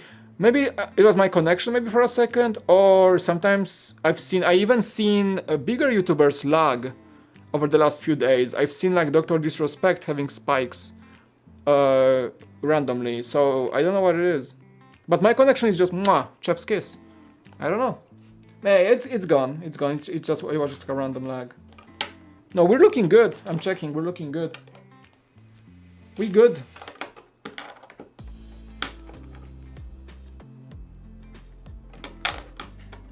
Oh, so this bed cover just doesn't attach to anything. You just put it on. Yeah, I don't really like it that much because it's really it's easy to just slide it off. But yeah, there's that. It doesn't really attach to anything. Should I just like once? Oh no, okay, sorry, I'm wrong. I'm completely wrong. I am completely wrong on this. I forgot a brick. It actually does attach. Yeah, sorry Lego, I wasn't trying to. Okay, there is actually a little brick under. I forgot. There it is, so you can take it off easily. Right? How easily, that's the question. Okay, yeah, quite easily. Yeah, alright. I correct myself. YouTube lagged. Yeah, it happens. Yeah. Yeah, it seems like the chat had a lag, but it wasn't me, so it must be YouTube. I get lucky and Lego designers come on when I'm there, and this year Junk Bricks came and I got to say hi to him. Yeah, Junk is a super cool guy. I really want to collab with him in the future, like as a cool factor. Because I know like he knows Beyond the Brick pretty well. He, you know, he gave a tour of his studio multiple times for Beyond the Brick guys. I never met him personally, and I know Junk knows my channel, and I know he sometimes is watching my stuff, and I watch his stuff, and we sometimes chat on Twitter. So hopefully when the whole thing, the whole COVID stops or whatever, I really want to like reach out to him to do some collab. Maybe make like a mini video about his work or something. Like I enjoy doing these types of content, like when I go and you know, and do a little like vloggy visit to a person and do some story about them. That's what I did. If you guys look at my channel, like one of my most viewed videos, I think the most viewed video is about the bass guitars, and I did a visit to those friends. I've been talking about this for a while now. And that was like this vloggy kind of like showcase of their work, like a mini documentary, if you will, about their stuff. And I want to do something similar with Jang at some point, because I think he's like one of the most established, one of the most successful and most professional Lego YouTubers right now or ever, really. Mike, I have to go. I need to do some homework. I don't want to procrastinate. Of course, yeah, go. It's important. Go do it, so that way you can have your Sunday to yourself and not some homework. Yeah, he's a legend, basically. He's a living legend. And I appreciate his quality. I appreciate his work ethic so much. He's such an inspiration when it comes to like running a channel like this. Jang is great. He's a great guy. I would love to meet him personally someday. I just found a 3D print file for the Death Star 2. Do you have a 3D printer? Go for it. Mike, I just wanted to say that you are one of my inspirations for starting a YouTube channel. Thank you, man. I appreciate it. I'm glad I can be of service. I am so glad that I can make you inspired to start and keep going. That's much appreciated, man. Happy to hear that. Mike, in my book, you're a legend. Stop it! Stop it! Stop it! That's saying way too much, man. I don't feel like a legend or anything. It's a strong word. I'm calling Jang a legend because, well, the length of time he was doing his content and there's a lot of different factors that come into who Jang is, and I feel like a lot of people are looking up to him just because of how consistent and how one-upping himself he is. Like, look at that. Like, remember the Copa moment? Remember where all the YouTube channels were in jeopardy to disappear because of Copa, and Jang was one of them. He was very concerned that he would disappear from YouTube, and you know, and he pivoted to a bit of a different Jang, and he did it like almost overnight. And he started the Patreon. He did he pivoted his channel to a different way of running it as a full-time thing, and I'm really impressed by how he did it. So he's one-upping himself, and he's an inspiration to many. So that's why I feel I can call him a legend. But me, like, I've been listening like for 4 years, and actually just over 1 year in the Cool Factor. So I'm not there yet when it comes to being that recognizable. But I would love to grow, and I would love to get there somewhere where Jang is, you know, to be like the channel to go to when it comes to YouTube content. Like, I would love to be there, but it's like wishes do not make progress. You can wish a lot of things, but without work, without consistency, without, you know, yourself realization on what you can achieve, you're not getting there. The wishes do not build progress, right? So I hope I can do it for years, and I can enjoy making this together with you guys for a long time. Hopefully. That's my goal. It's a very long-term goal. It's a very, like, I look forward to the future, let's say that. I'm not trying to rush it. Like, YouTube is a marathon. It's not a sprint. It's doing this. It's not sprinting to the finish line. There is no finish line, actually, if you think about it. There's no such thing as finish line on YouTube, I believe. You can make it a full, like, lifetime career if you think about it. If nothing happens to YouTube as a platform, that is. Like, you can, being a content creator, it can be a lifetime achievement. It can be something you can do for years and years and years that can even surpass your work as your, like, career, you know, in a normal job. But YouTube can become a normal job, and many people prove that it's possible. You know, so keep that in mind. So I'm in this for the long run.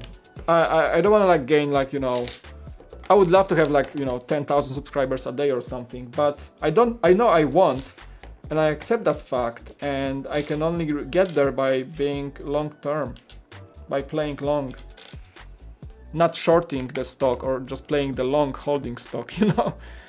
Copa, so okay, just in a quick explanation, COPPA was this act introduced into law that basically made a lot of changes to YouTube. So a lot of channels were having to either self-designate a channel as a kids content or not. If you would designate your videos or content as kids content, you lose a lot of monetization options, you lose comments, you lose a lot of things.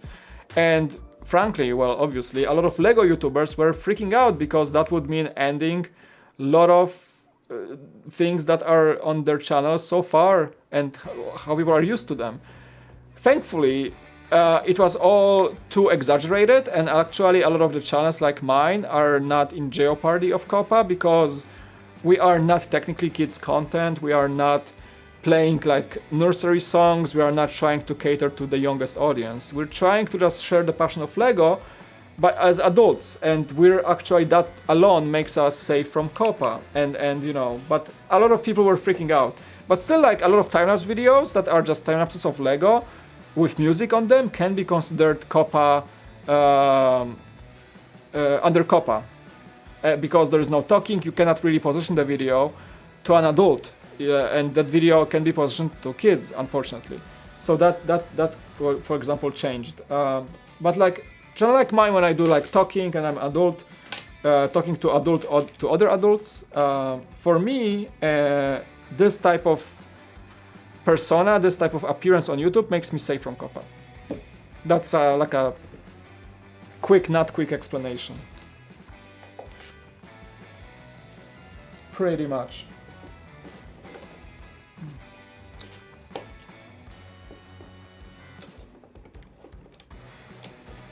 Hello, Ninjago fan. Appropriate name for the stream, I guess. Bricks UK, Mike, I just found you the other day. I used to always watch Brickvault and you were the best. Thank you, man. Appreciate it. Yeah, a lot of people recognize me from Brickvault, but I know I don't want to like rely on that. I want to make a name for myself as Cool Factor. And it's super cool that you guys remember me from Brickvault, and it's been a while since I was appearing there. It's been like over 2 years now. I appreciate it, and that was the time of my life when I did probably one of my best work.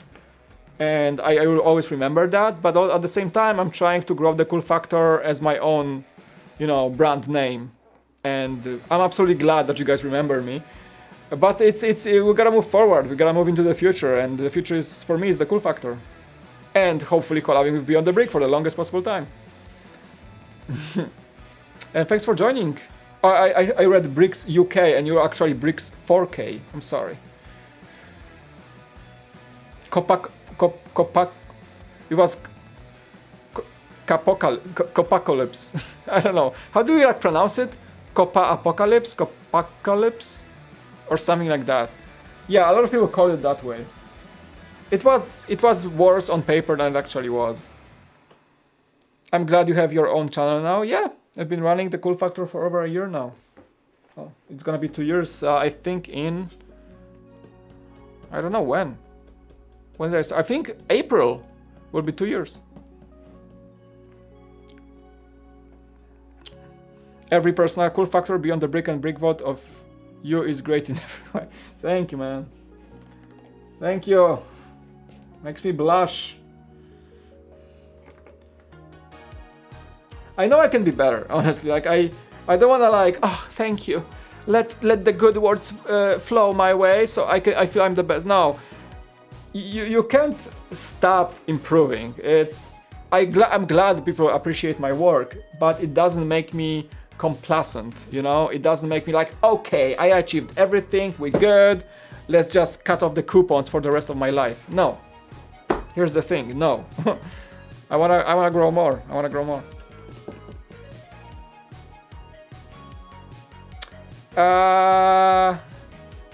Yeah, I started in 2019. Yeah, so it's gonna be 2 years in April 2021.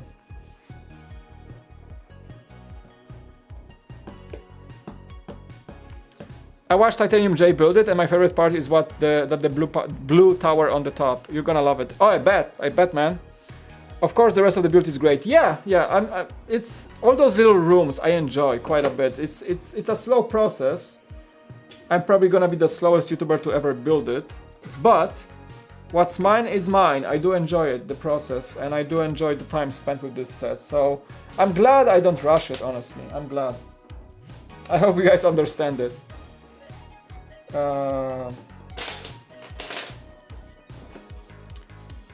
I miss a brick.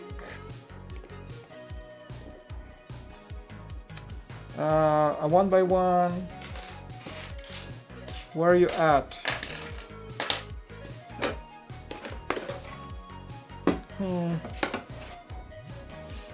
You guys see the brick on the table?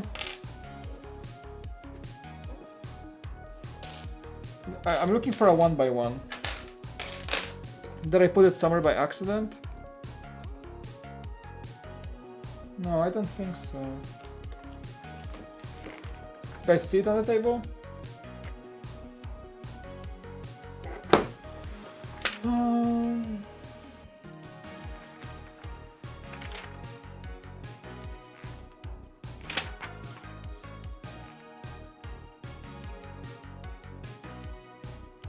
No, I didn't. Because I have a 1x2. Maybe I messed up somewhere. Hold on. No, this one is alright. I have a 1x2. No, but this one actually goes here. Where is it? Come on.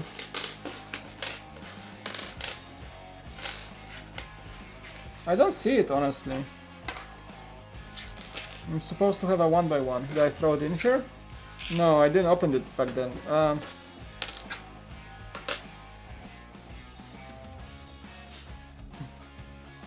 Yeah, I'm missing a 1x1 in tan. Just a brick. Did I put it somewhere by just accident? I don't... Oh, I did. Of course, I put it here. I got it. I found it. Found it. Good job, Mike. Yeah, I got it. We good. We good.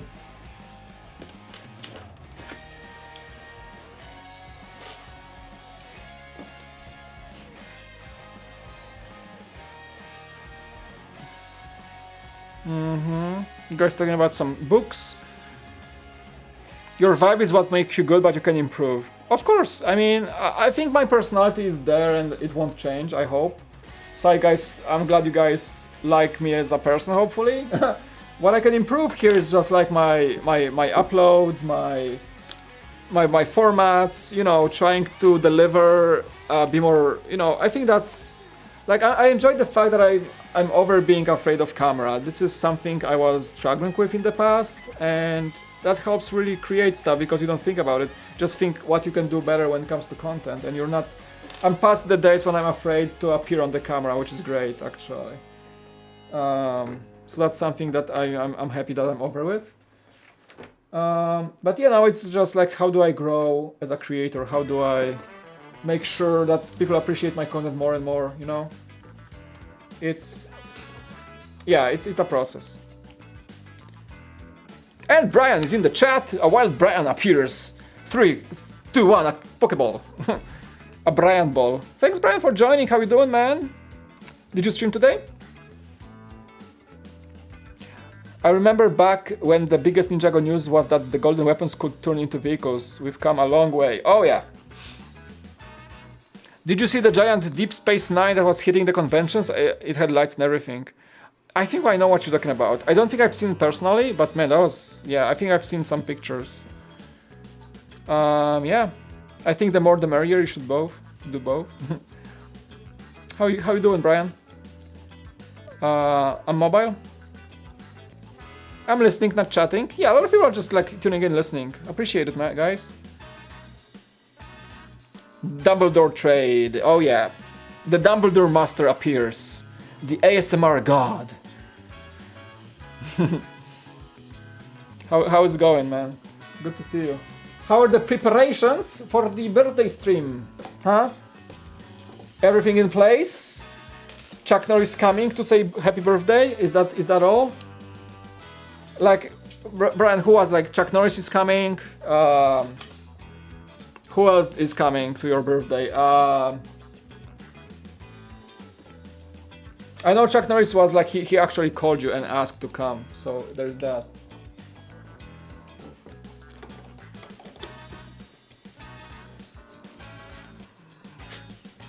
Did the Lego Mario team get an invite?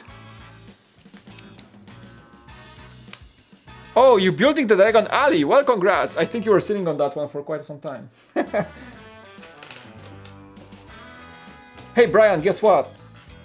You won't believe a thing. You won't believe it. Brian, you won't believe it. But you won't... I know, I may sound weird. It may sound as a joke, but dude, I'm not lying. I'm not joking.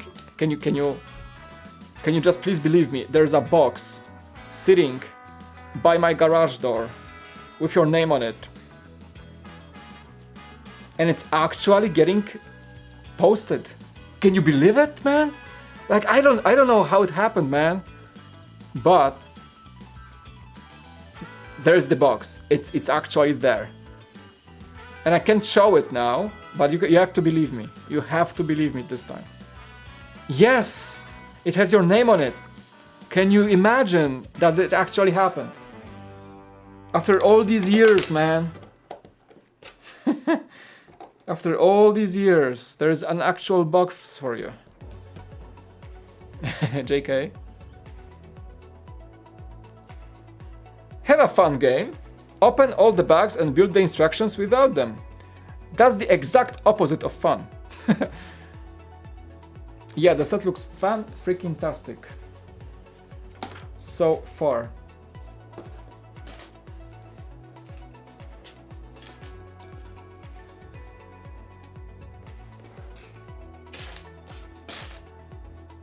Did I mess up again?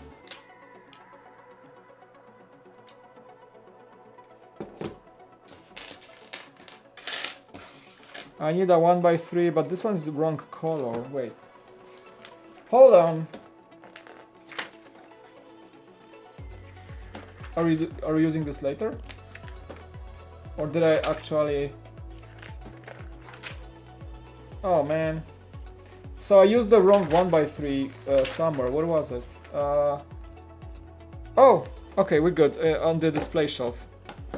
So this is supposed to be a dark tan. Okay, fixable, very fixable. We good.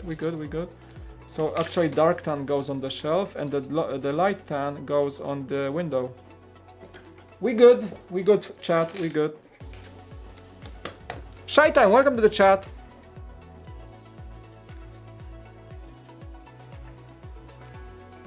How much longer am I building? Should I open bag 18?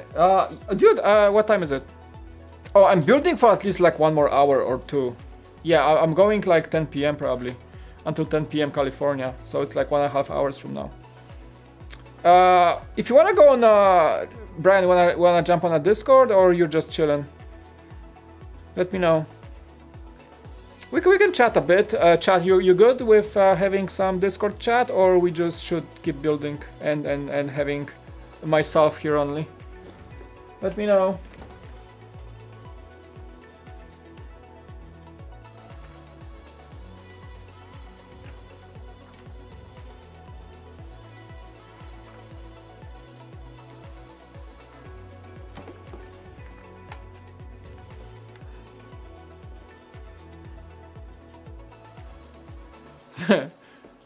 You wanna jump on the Discord, but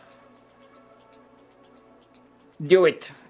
I think the chat wants it, Brian. I think they like you, which is weird, but the chat has spoken, man. I think they like you, but I'm not sure why, honestly. Like, I don't know what's the deal here.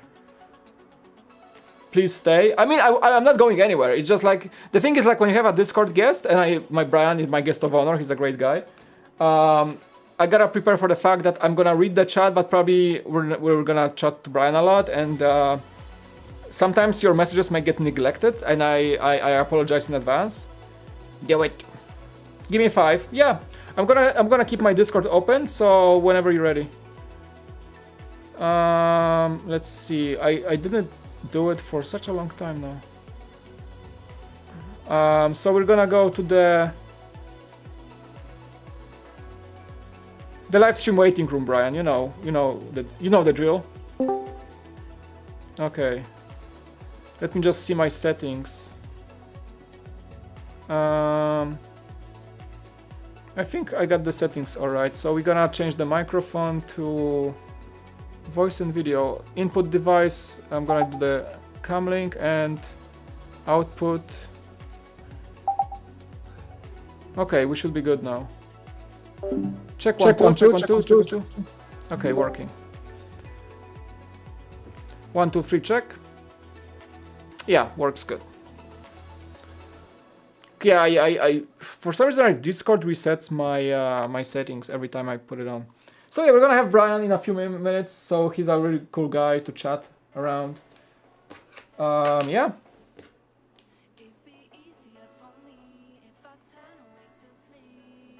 I'm gonna try to keep up with the chat, but it's usually difficult from my experience. When I really love talking to Brian, so we're gonna probably talk a lot, and that way the chat will feel ignored. And I apologize, but I'm gonna try to my best to keep up with you guys. I don't think Brian is streaming Lego. Brian, have you ever streamed a build like this? No, he's usually just streaming Lego on Beyond the Brick, but on his own channel he's streaming gaming mostly, and he's not even streaming on YouTube. He's a Twitch streamer right now. But I think he only does Lego when he's on Beyond the Brick. I think, is that right? I don't know. I never seen him stream a Lego build on Twitch. He's usually gaming.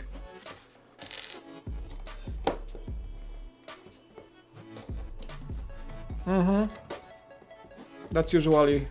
Well, I mean, he used to stream on. Let me in! Let me in! Hello. Oh wait, I'm muted. Hello.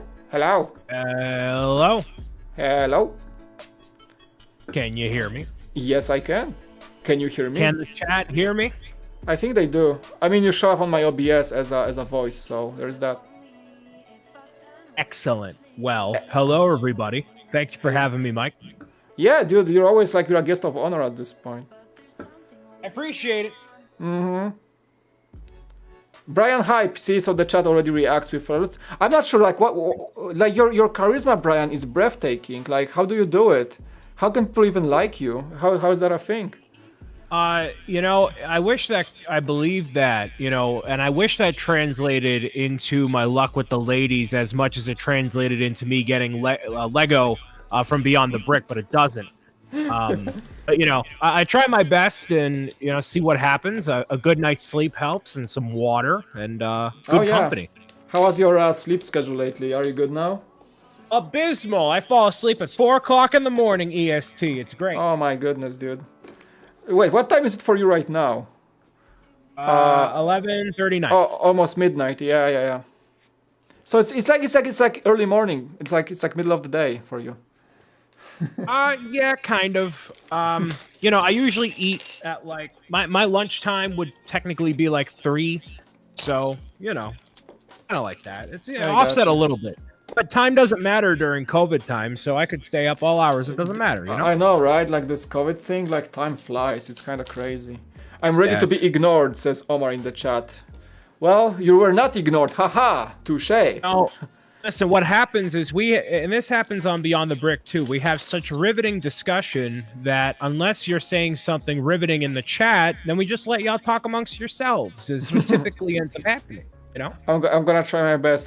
Jeff is knocking, so he's gonna be... Let's put Jeff in. I don't... Jeff is so... Too late. Overrated. I don't want... anyways. Thanks. Those guys, I thought this was only Beyond the Brick certified personnel allowed in here. Oh, that's cool. It's fine. Jeff, what have you been up to? Nothing. Okay. I thought it was like a thriving conversation, alright? I thought we would bring some energy in here. Hold on a second. Let me see my computer. Guess who I am? What? Once more? No, just I'm gonna stare at my computer while a conversation happens. You guys guess who I am. He's making a dig because that's all Kirk does on the quarantine cast. Is he sits there, stares at his computer, and builds. He doesn't And just actually he just like does that and racks in subscribers. So that's a great strategy, Yeah. actually. That's not a bad strategy. That's right. I mean, all he has to do is go, "Hey guys, Brian, stop picking on me," and then everything is fine. Nice. How's that Diagon Alley going, Brian? It's going. I've been slacking on building 4. I finished only 2 1/5 of the 4 buildings during the actual 24-hour stream. So I did the 3rd building a couple of weeks ago, and I decided today I was not going to work or do anything, which I tried my very best not to. No, I was not successful entirely, but I thought, hey, Diagon Alley is unbuilt, and I need to finish it because I need to finish something for once in my life. So that's why I decided to do this thing. Don't be too hard on I yourself. mean, you finished that sentence, so that's 2 things. And I also finished the pint of Ben & Jerry's that I got earlier begrudgingly. So it's 2 things tonight, hopefully.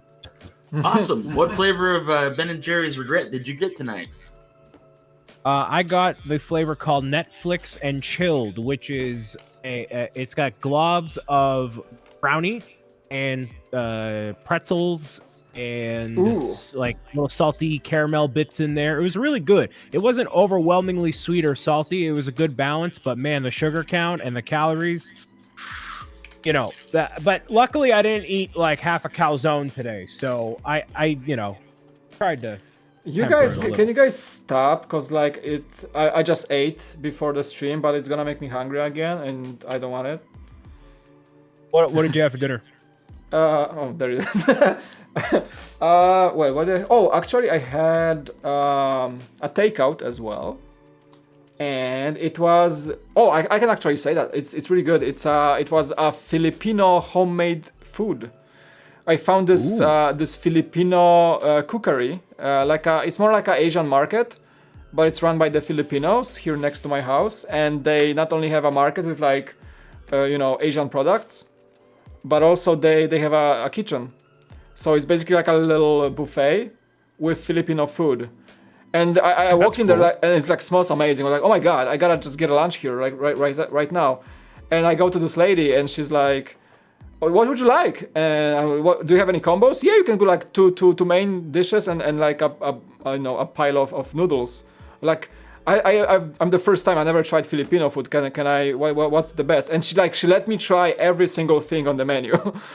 That's awesome. That was really cool. So yeah, I ordered that and we had a blast. It was like $9 for a pile of noodles, 2 like meat dishes, and a bunch of like this little like spring rolls on the side. That was pretty good. Yeah, a lot of is awesome. It was like a Filipino family running the place, so it was the family cooking the whole thing. It's like a homemade food. That was really good today. I noticed that a lot with like small shops. That sort of food with like Indian food too. Like they know a part of their culture. They know how to work with like a few select ingredients, but they do it so well and cost efficiently that you could get a ton of food for like wicked cheap. Oh yeah. Welcome to the chat, NP Marsh, by the way.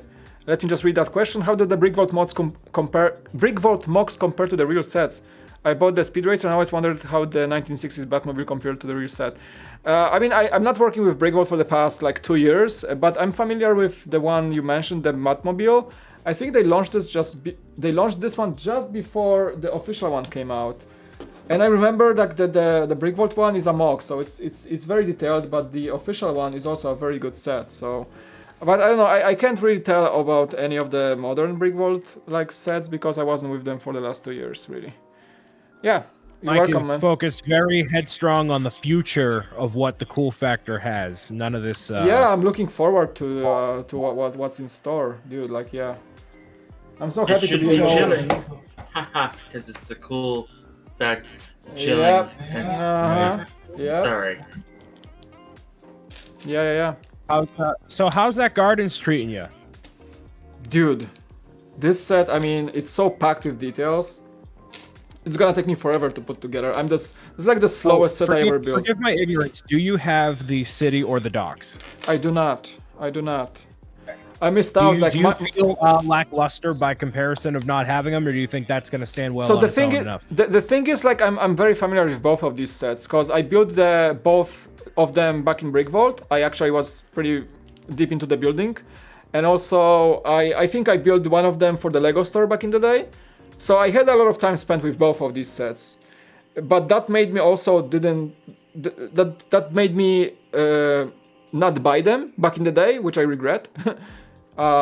So I think, like, for the building experience, this might be even more fun than the city, actually. The docks were a bit like lackluster because it was just smaller of a set. It was a bit of a different. It was cool, but not like Ninjago City cool. And I think this one would like top everything on top of. So yeah, this one is like a must have day one purchase. You name it, pretty much. Yeah. That's awesome. I made the decision. Sorry. I made the.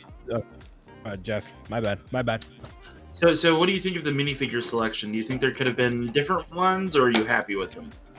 You know what? So I'm not familiar with the Ninjago show pretty much at all. So I'm not like super connected to the selection of minifigures here. I like the Wu. The Golden Wu is really good. But I wasn't like, chat was asking me as well, like, if there's a minifigure you would like to replace, which one is it? And I didn't have an answer, honestly. So pretty much I don't know, because I'm not invested in the show, you know. So I don't know if there's someone who could be a better placement here or worse. I don't know, really. Yeah. So you also got clutch powers with that set as well, right? Yes. Like, did it throw back the clutch? Yeah. That's kind of awesome. Yeah. I know there are like a few things that the fans are excited about, but when I'm gonna review this set, I'm gonna probably miss a ton of Easter eggs, but I'm gonna look at this from a perspective from someone who's not really that invested in Ninjago. I enjoy the Ninjago sets as a line of sets, but I'm not invested in the story as much. So I think that makes sense. I think this set is excellent for anyone, honestly. Like, it just you if you're a Ninjago fan, it's gonna be like perfect. If you are a non-Ninjago fan, it's just gonna be excellent in its own way, you know. That's my approach, pretty much. Yeah. I have made the official decision on my stance on Ninjago City Gardens because I got an offer to buy the docks from somebody, and after realizing how much money that would cost and the gardens, and I don't have the docks, I'm like, you know what? I'm just going to take the stance and I'm going to pass and I'm going to wait for the next thing and hope it's great, even though it looks like an amazing set. I see you. Yeah, I know, like, at this point I was even considering, like, should I splurge and get, you know, spend $1,000 and get the other two? And I realized, like, yeah, that's a lot of money. I don't think I'm gonna do it. Right. But I'm gonna be just happy owner of this one anyway, so there's that. You're a wise man for that. Yeah, and it's funny because I ordered one online just to secure a copy in case I wouldn't get one locally. And then I went to the Lego store and I was expecting to have like a big line of people and you know, so they would sell out, but they didn't. So I wasn't able to pick one. I was able to pick one locally, and I was like, fine, I'm gonna get this one and cancel the online one. But I went back home and like the online said like, hey, your order is shipping already. I'm like, oh snap, and yeah, I couldn't cancel it. It's like, so usually Lego takes a day or two to prepare my order, but this time they did it in like 2 hours. So I'm getting a second one in the mail probably, which I'm gonna either exchange for something else in the Lego store or something. We'll see. Well, I mean, you could also. Sorry. All right, go. My bad, Jeff. Well, I mean, you could also just hold on to it for a few years and then quadruple your money. Yeah, I might just keep it, right, for now. Go ahead, Brian. I'm sorry. I was going to refer to what MP was saying in the chat about how maybe Lego had planned for the gardens all these years. I think what happened was they were going to come out with the docks and the docks and the whatever it is, the city itself initially, and then after people were like, oh, this is an amazing set, then they were like, okay, well, this movie bombed, so we're not going to make one specifically for that, but we have another one in the bag for a couple years from now. Maybe if we feel like we want to do it, then we will, and then they did.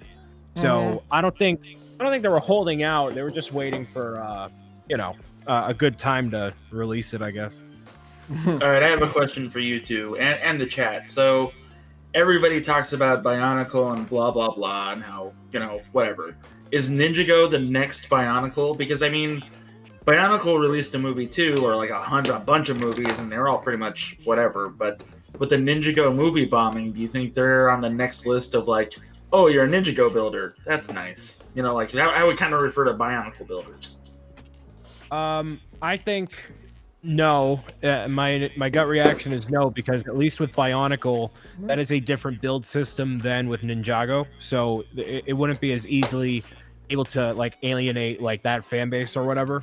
And media has changed so much from those days that Bionicle came out, that although the box office movie was not a financial success like people have beloved the show in the same way, it still lasted 10 years. So I mean, Ninjago came out right as my middle Dark Ages, and I never got into it. I've never seen an episode. I've never wanted to see it ever. So the fact that there are now, teenagers / young adults who are super nostalgic about it, they're only going to get older and want more stuff. So I think it's safe to say.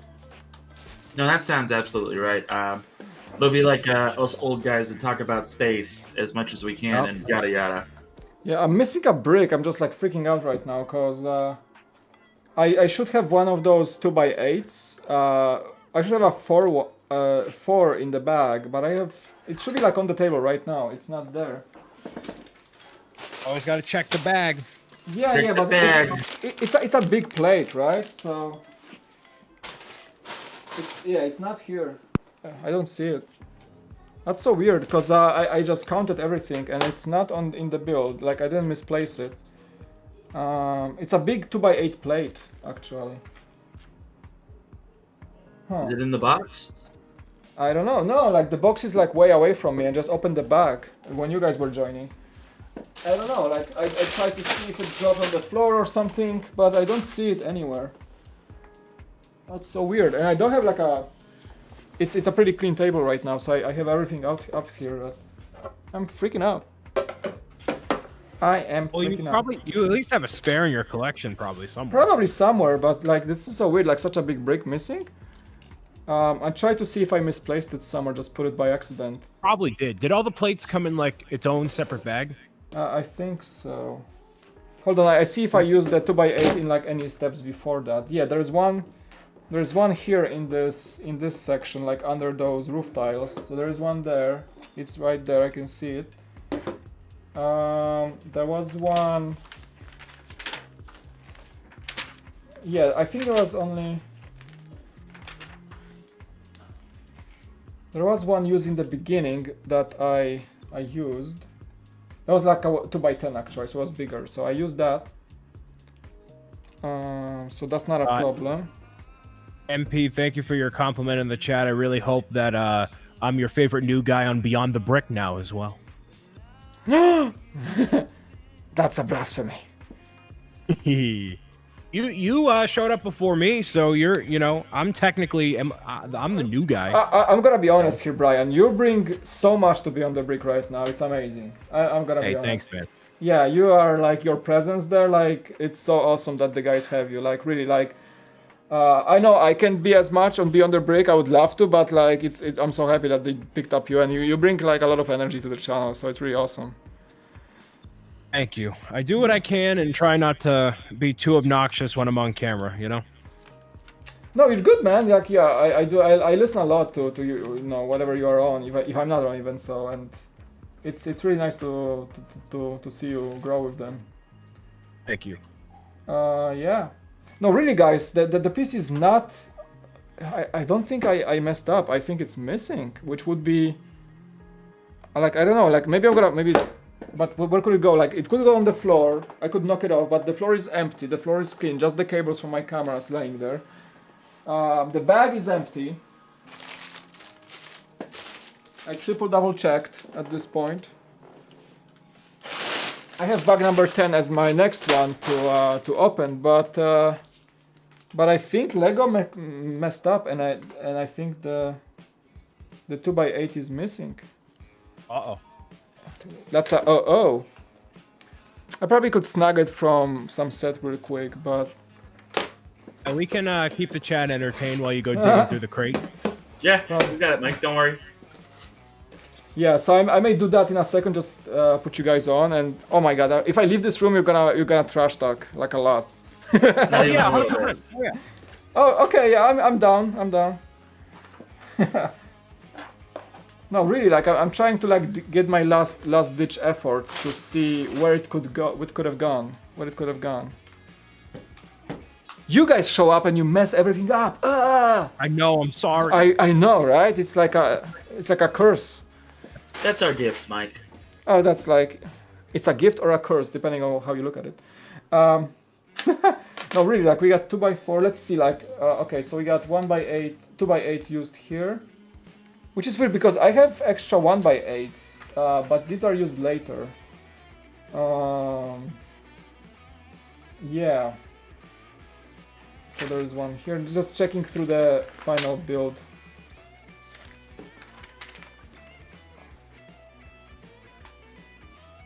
Oh, you know what's weird, actually? Okay, still, it might be my mistake, because actually if I look towards the end of this bag... Hold on. Getting some detective analysis here.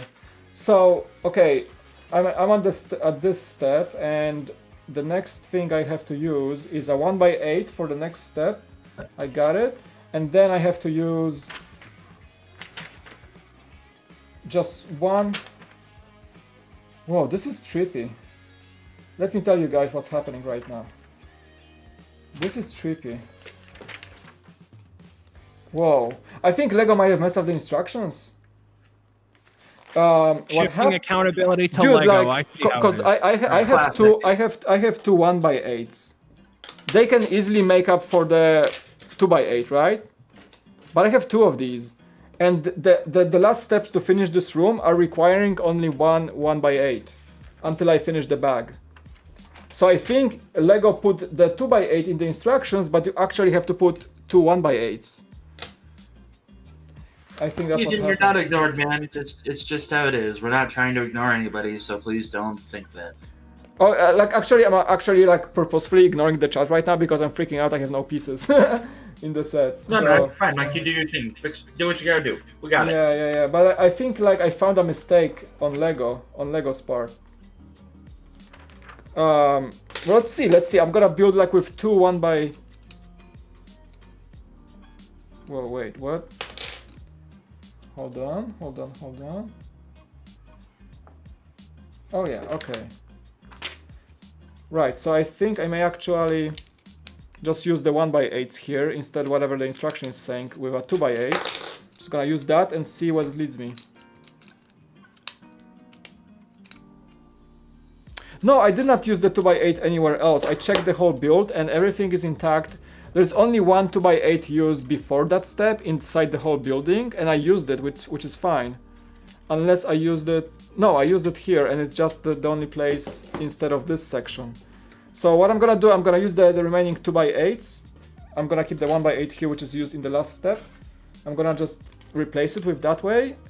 It seems like Lego gave the bricks, but in the instructions it's a different brick. That's the case here, I believe. Yeah. And Arman, would you guys like one more guest in the Discord? Is that cool, or what do you think? You do what you want. It's your stream, man. Yeah, it's your show.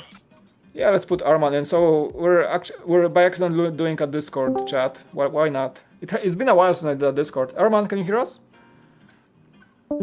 Oh, I think he wasn't ready. Whoopsie. Maybe he can hear us. Oh well. He's like, oh, I'm out. Go look in general on Discord. What's in general? Oh, that's like a little... A 3D printed Razor Crest. Oh, I gotta share that. That's kind of cool. Hold on. Yeah, that's really cool.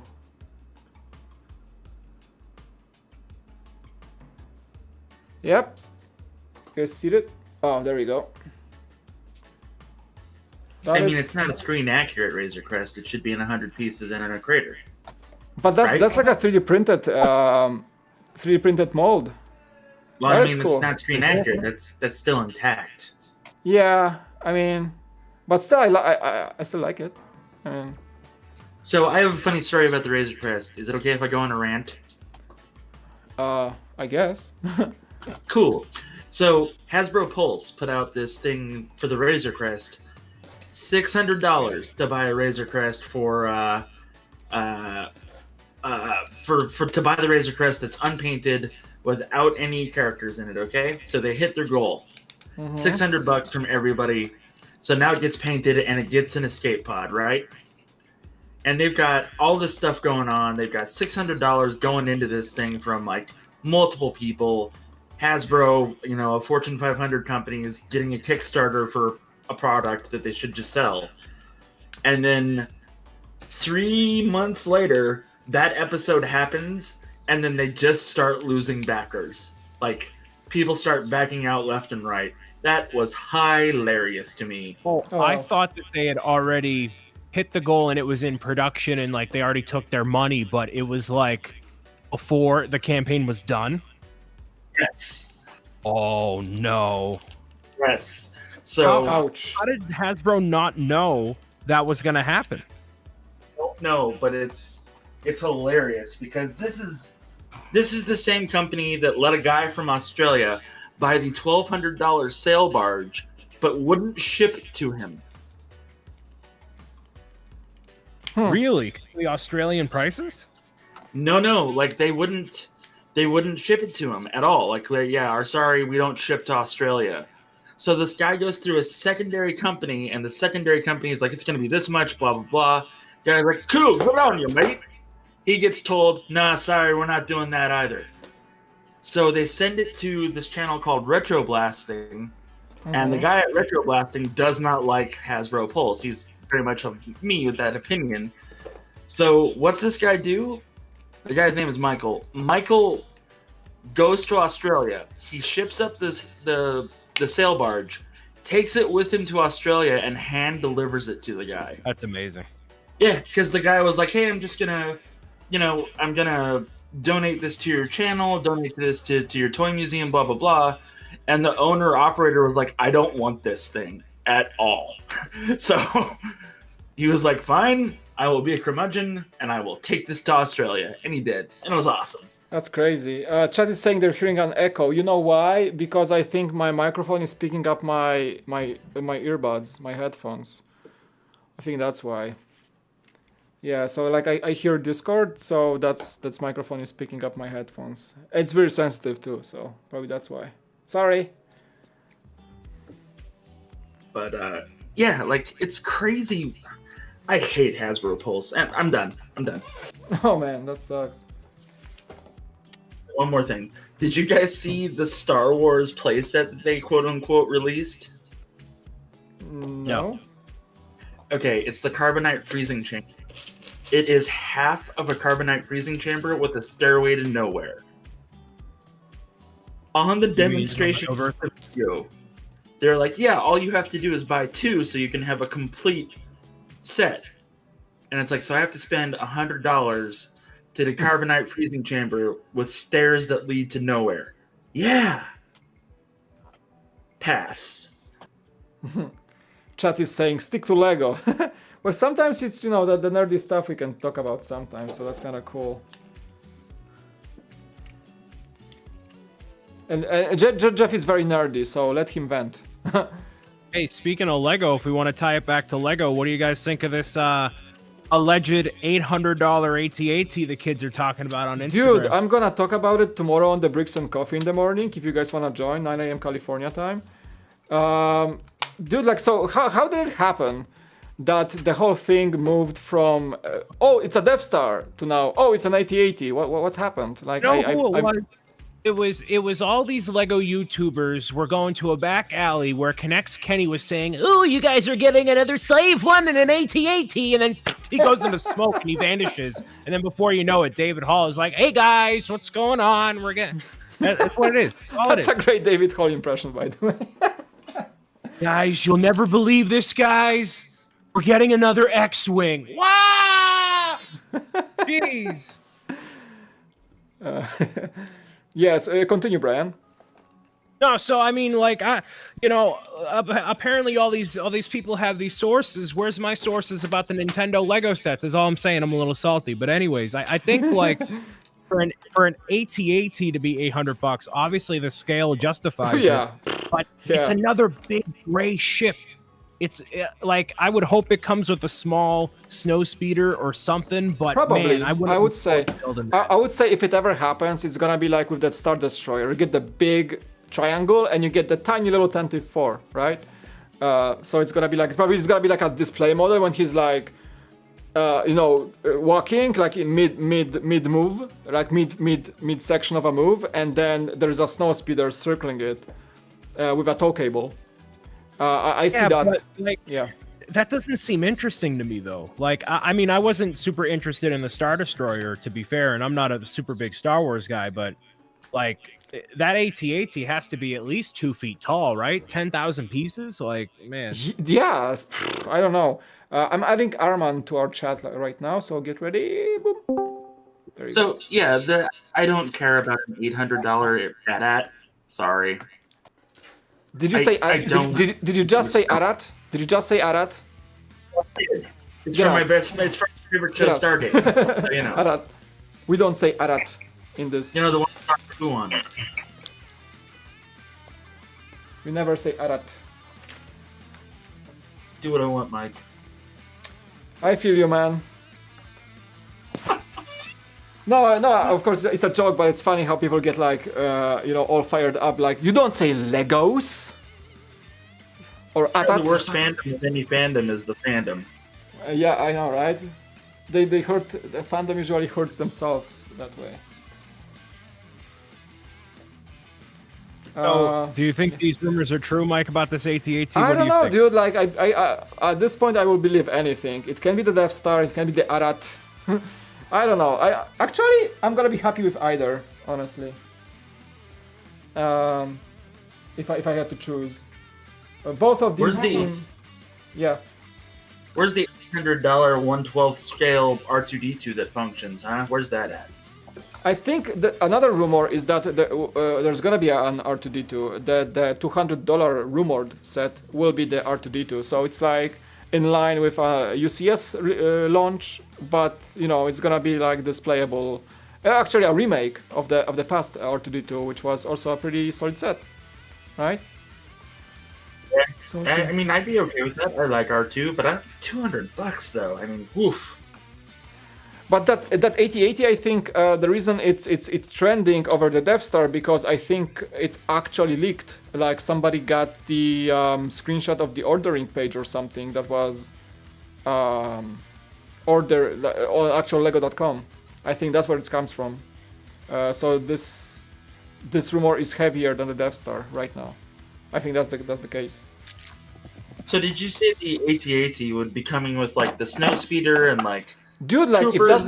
if that's the $800 set, I can at least expect for this to be like a big base plate of Hoth landscape, and then the AT-AT in some cool like battle position, and then the snow speeder circling around it with a tow cable, and all these things together. I think that's what's gonna be. If that's, dude, like $800, can you imagine? Like the Star Destroyer is a major set, it's a massive set. Like imagine having an AT-AT at this scale. Like it has to be over. At this price, I think it's gonna be minimum 8,000 pieces, and people are saying it's gonna be 11,000 pieces. Imagine that. It has to be 2 feet tall, minimum. That's gonna be like, dude, that's gonna put mocks to shame. Like, right now, if you want a big AT-AT, you have to go to Rebrickable and you have to find the mock and you have to buy $2,000 of bricks from Bricklink to get it, right? That's how you do it. Like Cave God has the biggest probably AT-AT in the community right now that you can buy instructions for, and there's Raskolnikov, another mock builder who has a midi-size AT-AT which is bigger than the playset. But yeah, that's all your main options if you wanna go like custom 8080. That's displayable, and if Lego can make one, that's gonna be, you know, stable and big.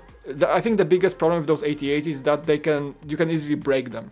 Like Cave God's 8080 is a pain to really display and keep intact. Actually, it's very hard to. I worked on this, and it's really crazy to make sure you don't break it while you even transport it or things. Like imagine Lego doing an 8080 you can actually pick up and move places. That's gonna be a good thing. Hey everyone. Arman! I'm sorry, we're like, Arman is actually here. Welcome to the chat, man. Thanks for joining Discord. Oh, thanks for having me, Mike. Yeah, long time no see. Brian started like an avalanche, because like it was first Brian joining, and then Jeff showed up, and then you are, so right now we have a little Discord party at this point. Oh, nice. Yeah, I enjoy it. Brian, did you finish the building, or did you open the next bag of Diagonally? I'm just finishing up bags. The 2 bags of bag 18 right now. I could crack open 19, but I don't know how long you're going on for. I'm just opening bag number 10 right now, so I think we're gonna go for the next hour at least. I wanna like go until like 10 p.m. today. So it's like 40 more minutes, 50 more minutes for me. Imagine a Lego set at 7 feet tall, says Brickman Mosaic Art. Yeah. Imagine if it's an 80TE, like we don't go 8080 route, but we go the 80TE from the Clone Wars. Either way, a big walker from Lego would be a win, I think. Are we still getting the gunship this year? Yeah, that's the 350 one probably. People say no. I guess maybe, but people say the 351 is something like a Mos Eisley, another location-based set. So, but are we quite certain that the set numbers and prices are legitimate, or is it? No. The rumors are all over the place. I wouldn't take anything for granted right now. They know nothing. I'm telling you, all these people like to say all these different things, and you know, guys have to remember, it's a very hot topic in any, like in Lego community. Talking Star Wars stuff is hot topic. A lot of these guys are in this for the views. Let's get real here. So you're gonna spew some rumors, and people are gonna click on that. No matter if those rumors are backed up by some actual leaks or actual research, or just repeating whatever the bigger guy than me said. Remember that. So you have to take, especially Star Wars rumors, with a lot of salt. You have to be like really like, don't take everything for granted. Sure, a lot of the times these rumors were true, and coming from sources like Eurobricks, a lot of the times these guys are predicting or just like hitting the right notes because they know, which comes true. Like the Falcon was positively rumored and it actually appeared. The Snowspeeder was the same thing. The A-Wing was leaked a long time before it was released. It was coming from a rumor, and so it was also true. So yes, those rumors might be very true, but at the same time they may not. So you gotta be careful, because a lot of people are repeating this information because of the getting clicks from it. So there's that.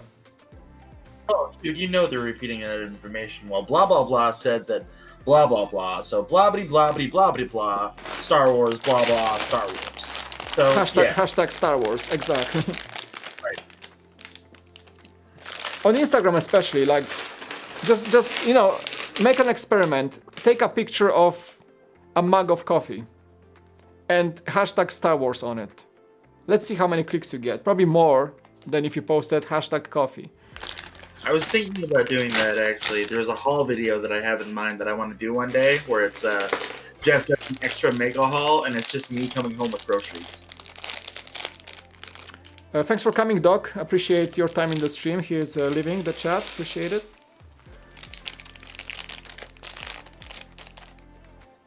So, anyway, I'm going to step away for a minute. I'll be right back. All right. Vladimir is saying, I'm in for the Death Star. There is no way they could pull off a functioning mobile 8080.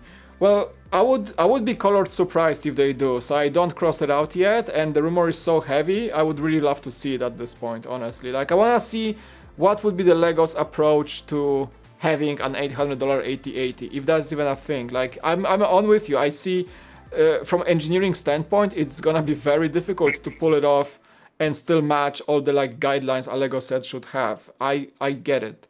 I still want to see if it's even possible for Lego to make. And if they do, that's a big win. That's gonna be like, this set will be selling like hotcakes, I would say. Mike, what are your 3 favorite sets of 2020? Once more, sorry. What are your 3 favorite sets of 2020? Barracuda Bay, Ecto 1, and probably the Osprey, which I shouldn't really call it that way because it never made it to the shelves. But as something I acquired in 2020, that's my favorite set. Nice, man. Yeah. But yeah, if it, like for just like general public release sets, the Pirates of Barracuda Bay, 100%. And probably if I had to skip the Osprey from that list, I would say the Diagon Alley, which I do not have, and I actually should. I really want to get it. You know, one set that I haven't built but that I really like is the Haunted House. That looks like a really nice set. Like, it's very similar to Barracuda Bay because it has a lot of nostalgia in it. Yeah. So that's a set that I want to get. But especially over the holidays, there was nothing available on Shop at Home. Everything was either backordered. Yeah, I know. It was crazy. I've seen that. Everything was gone. But I have to say, the set that you're building right now looks really, really nice as well. Oh yeah, like I think this will be like top 3 this year for sure. Same like the Ninjago City was. Like it came out early in the year as well in its time. And it made it to the set of the year material anyway, so I'm calling it that this will be something that people will remember in December 2021. My only hope is that we continue to get some UCS Star Wars sets because I'm kind of thinking, what else can they make? They've already taken care of so many ships in the original trilogy. Dude, like, don't worry, like, UCS Star Wars is not going away anywhere. But the thing is, UCS sets are typically designated for like really popular original trilogy vehicles, right? So like, have they not really capped a lot of the things that they can do from the original trilogy? They can still go back to Clone Wars. They can go the upcoming stuff. They can go Rogue One. You know, they can do a lot of things from the newer films. They can go, you know, at one point in time, the neutral. I'm just showing to the camera the guy from this bag. And he's like a husky dog, which is cool. I think that's Tito, the boy. So what I'm saying is that my camera is not focusing again. What I'm saying is that they will not run out of material for UCS sets, and at some point, you know, the OG trilogy is still very popular, but I think Disney will push to make the new trilogy much more remembered. So I would say they will start making ships from the Rey saga, you know. Totally. Yeah, And I would love to see that actually, because how long can you make, you know, X-Wings and A-Wings and Star Destroyers? Like, it's gotta be a point where it stops, and then you go Clone Wars, and I'm still surprised I think the gunship opens a new era of UCS Clone Wars sets, finally. And I think they will pursue that era as well. Like, I bet you we're gonna be seeing a Venator at some point, or we're gonna be seeing, you know, Clone Wars era ships. UCS maybe droid tanks, things like that. I think it's gonna happen sooner or later. It's just a matter of time when they will decide to, hey, like we dried out the OG trilogy material for UCS stuff. Let's go Clone Wars, and then we dry out Clone Wars, and then let's go, you know, Rey Skywalker era or Rogue One films like that. Or they will say, hey, you know what, time for a remake, and then, you know, they can still do a lot of remakes. They can remake the SSD, they can remake the Red 5 X-Wing, they can come back with the B-Wing at any point in time. The remakes are always alive and well in LEGO, like we've seen with the Falcon, and you know, the Tantive 4 and things like that. We've seen that coming back and with a very successful outcome. So absolutely, I would say there is always a possibility that if they say, okay, let's come back to something old, and they just will. I will always be a stout supporter of them bringing back Knights of the Old Republic, so I'm on board. Yeah. Is Brian still in chat? No, I have left and gone to bed. Yeah, right. Brian, how are you wish. enjoying Diagon Alley? You started that during the 24-hour stream, right? Yeah, he Yes, did. sir. Welcome to the chat, by the way, Kevin. We have Kevin and we have Night Does Gaming. Thanks for joining, guys. He says, Night Does Gaming, as much as I love Lego Star Wars, I don't have the money to get every set from each wave, so I guess it's my favorite sets from... I'll say my favorite sets out of my Lego Star Wars collection. Yeah, I don't buy everything as well. I just pick up the big stuff usually. And Brian did recommend the new X-Wing and the new TIE Fighter. I was like trying to see if I should pick them up. So they seem fun. Yeah, thanks for joining the chat, guys. Appreciate it. Yeah, I'd say as a guy who doesn't usually buy Star Wars sets, because I don't, that the X-Wing and the TIE Fighter, the X-Wing more so than the TIE Fighter is a must-have for me, and the Trouble on Tatooine set with Beskar Mando, because that's important. Mm-hmm. I'm kind of tempted to get Mos Eisley. I wasn't really keen on that set right away, but now it looks really good. Oh, the Cantina is fantastic. I'm Mike, actually... you did a live build, right? On your Yes, channel? yes, and I feel bad because I still have it in the box, well packed and all intact. But I'm still installing some shelves in the studio, so I don't really have space to really put it in its nice spots. I'm trying to declutter the studio, so I don't feel like I have as much stuff in the room as I used to have. So it's really hard to display bigger sets right now, so I have to like add some you know, shelves that do not make me feel cluttered in this room. You say it's hard to display big sets, but here you are building the biggest Ninjago set to ever exist ever. Touche, I know. Okay, Mike. All right. Dude, like, and I don't know where it's gonna go. I think it's gonna, cause the good thing is that I have other rooms in the house, and I think Lego will finally crawl in there and find its space to the, you know, disappointment in my wife, probably. But this set, I think like I might as well put it on the countertop in the kitchen, and it's gonna just live there and it's gonna look fantastic. I don't know. It's gonna live there. Probably. I don't know, like, cause the thing is like I probably will have shelf space, but this set will be so tall with the tower that I don't think I have enough clearance on any of the shelves for the height. I think, Mike, this set is taller than Ninjago City. It is. By a little It bit, is. yeah. And I remember how tall the Ninjago City is, and that's what makes me like, where I'm gonna put it. Because I can find a base plate size, even with the little temple to the side. I can find the space for that, but the height is the problem. Yeah. Where are you gonna put the AT-AT when it comes out? Dude, I don't know. It's gonna be a centerpiece in my living room or something. I don't know. Yeah, it's gonna... That might be crazy to display. Yeah, at least it's tall and not super wide. So it's even wider than the, you know, than the city, because it does get the extra 32 by 16 base plate for the temple, the little pagoda. So it is even wider. So it's actually wider and taller than the Ninjago City. So, but still, it's not as tall. It's like, actually, this makes this the footprint is assembly square creator scale with this plate when it comes to the size on the shelf. Yeah, I mean, Ninjago City was pretty big. The docks were small from what I recall, and now you've got this monstrosity.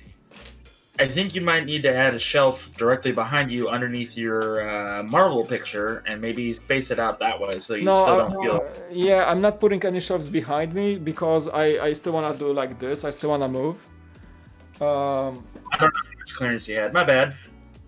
Yeah, so like, yeah, my goal for the studio, I'm trying to get the camera to focus. My goal for the studio was to not over clutter it, and so because I work here, like you guys see my building table, but to the left is my computer, which is the streaming and working and everything in between. So what I had problems with in the old studio was like I was hitting the wall all the time, and if I put the shelves here, I'm gonna hit myself or knock off the Lego all the time. So there is actually a shelf like very up top, the ceiling, which has some sets, but it's still like too close to the ceiling to have some. I use it for like modulars and stuff, to have this set, and there is a shelf behind the camera. What I'm gonna do, I'm gonna probably put a shelf wall behind the camera that's gonna be like a pegboard wall with customizable shelves, so that way I can like modify the height of each shelf on the go and put the sets as I go. So that was, but yeah, this wall will remain just flat as it is to just make myself comfortable here. Yeah, because I use this room for working, I use this room for like content, I use this room for even chilling, because I have, I can put a big monitor on and like a full screen Netflix movie here or something, so I use that as well.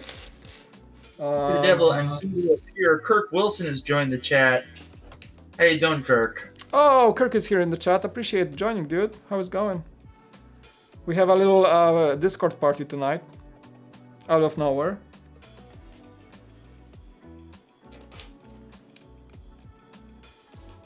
If you wanna join, Kirk, you're welcome, actually. If you wanna hop on Discord, like, up to you, man. Yeah, it's pretty chill right now. We're doing good. I'm on bag number 10 with the Ninjago Gardens. Discord party. Of how many? What's up? Bag number 10 of how many? Of 26. Oh, God. And you know the funny thing I said before the weekend? Hey, let's finish the set and make a review for Monday. Haha, yeah, right. Jeez, Mike, good luck with that, buddy. No, I'm revisiting my goals for this weekend, so I don't think it's happening. I was like, because I've seen some reviews already out. How did these guys build this set so fast and got the review out so quickly? Like, how do you rush a set like this? Why do you rush a set like this? I don't know. I enjoy building it slowly. One channel I watch, the guy was like, "Yeah, it took me and my son 9 hours to do it," and I was like, "What?" I mean, all right, okay. Like, if I don't stream this thing, if I just sit down and put some music on and focus like crazy and don't take breaks, probably. I would not think twice about each step. I would not think twice about each step. I would not like talk to the chat. Yeah, that's doable. But yeah, streaming is a different story.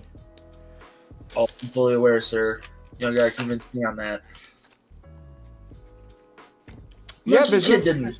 What's up? Monkey Kid, good set. Monkey Kid was a good line. Even I was a diehard. I don't like Monkey Kid, but I ended up buying the set, and I love it. I think it did great. I think we'll see. Yeah, I should get at least one set from Monkey Kid, like, cause I know how cool it is, but I don't have a single set except for that brickhead.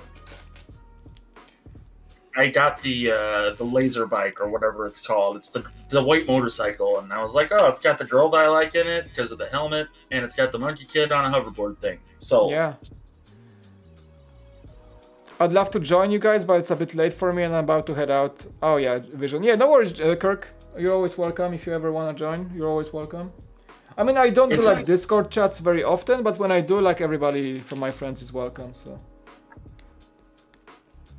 I mean, Kirk, it's all right. We know 11-year-olds have, bedtimes and whatnot, so it's all good, man. Don't worry about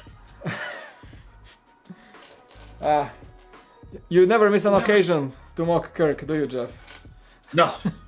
He has to stay humble. Kirk has that chocolatey voice. He has the height. He has the creative ability. You got to keep the expectations grounded. If he was 6'1", he would have more hype. I'm just saying. Right. Mm. No, because I love him. Yeah. We all love Kirk. Cyber Productions, welcome to the chat. Like that, you are tagging your time. I've never been able to do that with Lego. I sit down and build it. I don't get much Lego anymore though. Yeah, it's a different Cyber when I think like me and my guests here agree, everybody agrees that when you build your set alone, it always goes faster because you're like focused, you're more like, even if you build with friends, it's more distracting. It's like me streaming a set is like me sitting with a bunch of people and talking through the build, so you will always have it slower. It's pretty much guaranteed at this point. I enjoy both ways. I enjoy spending my time with set, talking to people. I enjoy doing it a bit faster on my own. It depends on my mood, actually. Pretty much. No, that makes sense. It really does. I know that when I don't mean to cross notes here, but when I do my thing, and I'm by myself, like, I can't stand it. And I try to interact with chat as much as I can. So, like, 9 times out of 10, I will toss a random invite to whoever. And sometimes they actually show up. So it's like, this is awesome, but I can't do what you do by yourself. Like, if I didn't have somebody to actually, like, hear and listen to and talk, I would just stop and, like, put on a movie or something instead. Yeah. Jeff, what's the biggest set that you've built? like piece-wise? UCS Falcon. Oh, do you have that? You still have that set? No, I don't have that set. My buddy Aaron in Phoenix got it, and he was like, "Hey, you want to come down and do a couple steps?" And I was like, "Yeah, sure." And then 12 hours later, and an all-nighter, I built the UCS Falcon, and he was like, "Well, I had friends who were coming over to help build it too, but this is good, I guess." I was So like, you built the whole thing on your own? "Yeah." I just shared the screen with Partial Studios from the chat. He just 3D printed a Thanos bust. It's kind of cool. Did you just get into like 3D printing like lately? Just starting out? I think you can get like models online, right? And you just put them on your printer and you just do it. That's kind of cool. I like it. Pretty cool.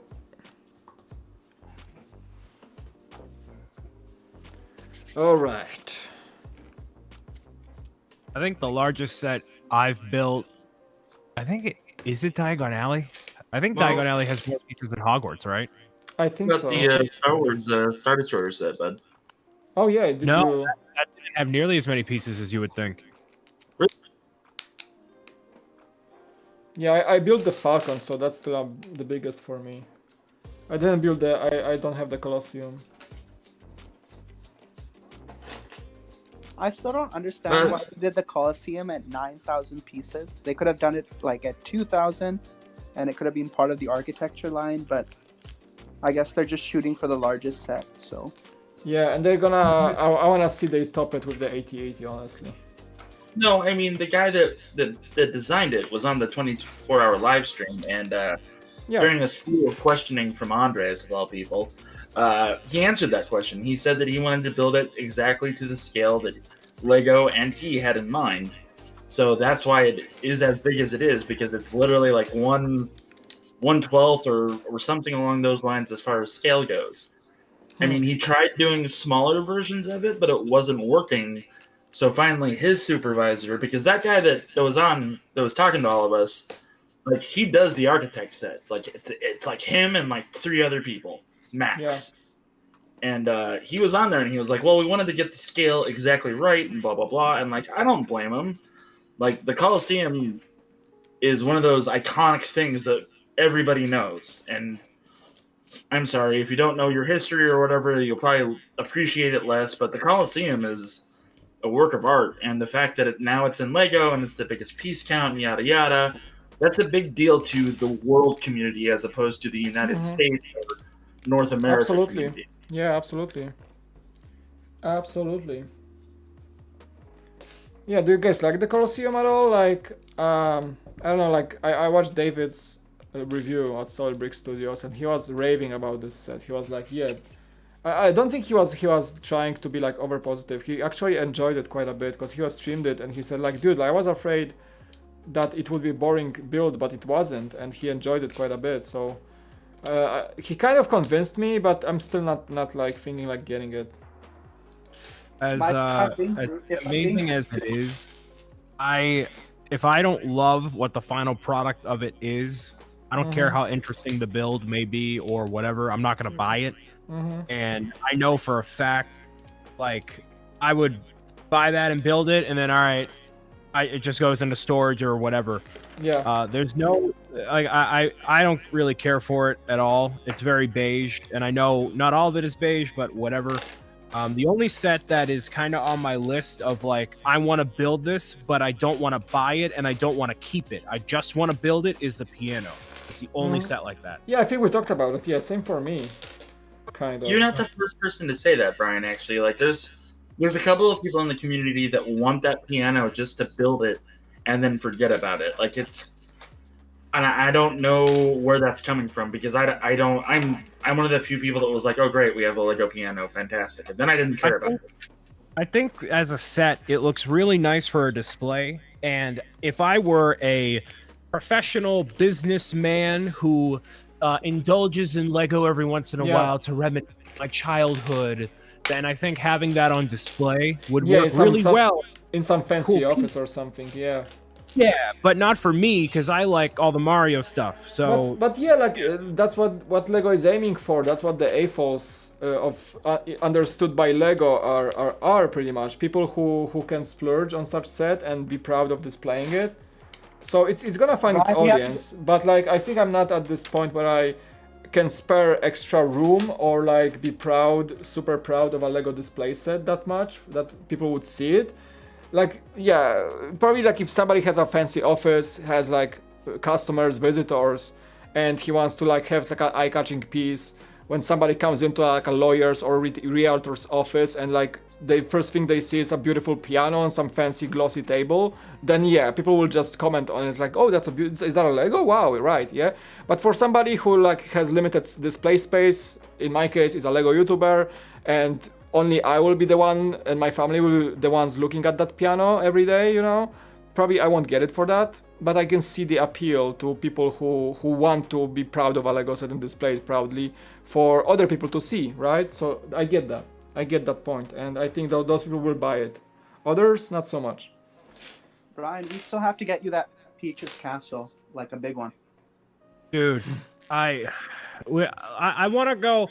Not that I don't want to talk about it, but I feel like I talk about the Mario stuff ad nauseum, and with those kids talking on Instagram, I'm not liking what I'm hearing. So I'm gonna forego the Mario conversation tonight, man. Nothing against the question or the inquiry. I just can't. I can't take it.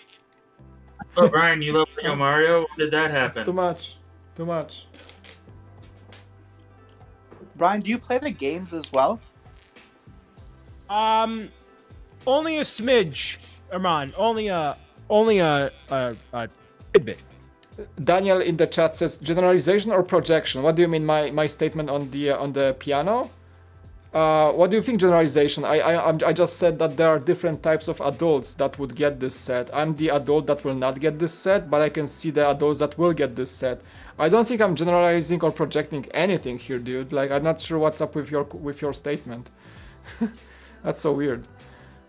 I'm projecting that I am severely disappointed I don't have Peach's Castle. That's what I'm projecting. Like, I have professional friends. I have a friend who's like an executive and runs a realtor office. He's actually a Lego fan as well, Sokal Bricks. He's actually a realtor and runs like a team of people who run, suits all day, pretty much. And he's also a huge Lego fan, buying everything there is. And I can see why he would get a piano. Because his office is beautiful, and I can see the piano being like a centerpiece in the lobby area of his office. I'm like a just humble Lego guy that has some display space at home, and I don't see the appeal of having this piano, for example. So I'm not sure who I might have offended by saying that, but it seems like your comment implies that I offended somebody. I don't know, that sounds weird. Anyway. Wait, I have this cool... Guys, wait. Oh no! Anyway, last week... Yeah, there we go. Did you hear that? No. Oh, you didn't hear that? Oh, because you're on Discord. Because I had a little soundboard for my stream now. Oh. And it was like this Clarkson saying, Jeremy Clarkson, oh no! Anyway. Mike, do you still have the that huge excavator, that Technic excavator that you built for review? Yeah, I still have it, yeah.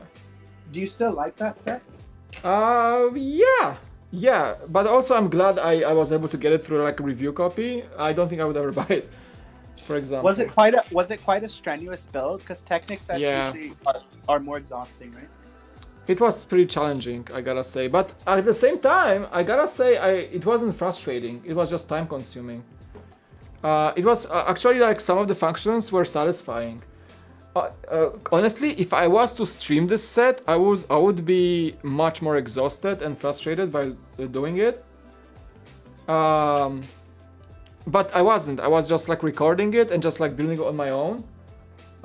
So I was able to like dive deep into this set, and I did enjoy it, I gotta say. It was a bit like lengthy of a build, but like I didn't mess up anything, and it was like satisfying to see all the functions come together. So yeah, I don't think I would have made a decision to buy it myself, but I was lucky enough to get like a review copy, and that way I enjoyed it, honestly. But different people may think differently about this set. I still have the. It's pretty fun though. I still have the Lamborghini that I have to build. There are 2 sets that I haven't built. One is the Lamborghini, and the other is Barracuda Bay. Nice. Both I have. But the Lamborghini looks really nice too. I like the color. Yeah, I was eyeing the Lamborghini. Brian, What? what's your favorite Technic color? Lamborghini. What? So Beyond the Brick had the design that said, Brian, you tell the story.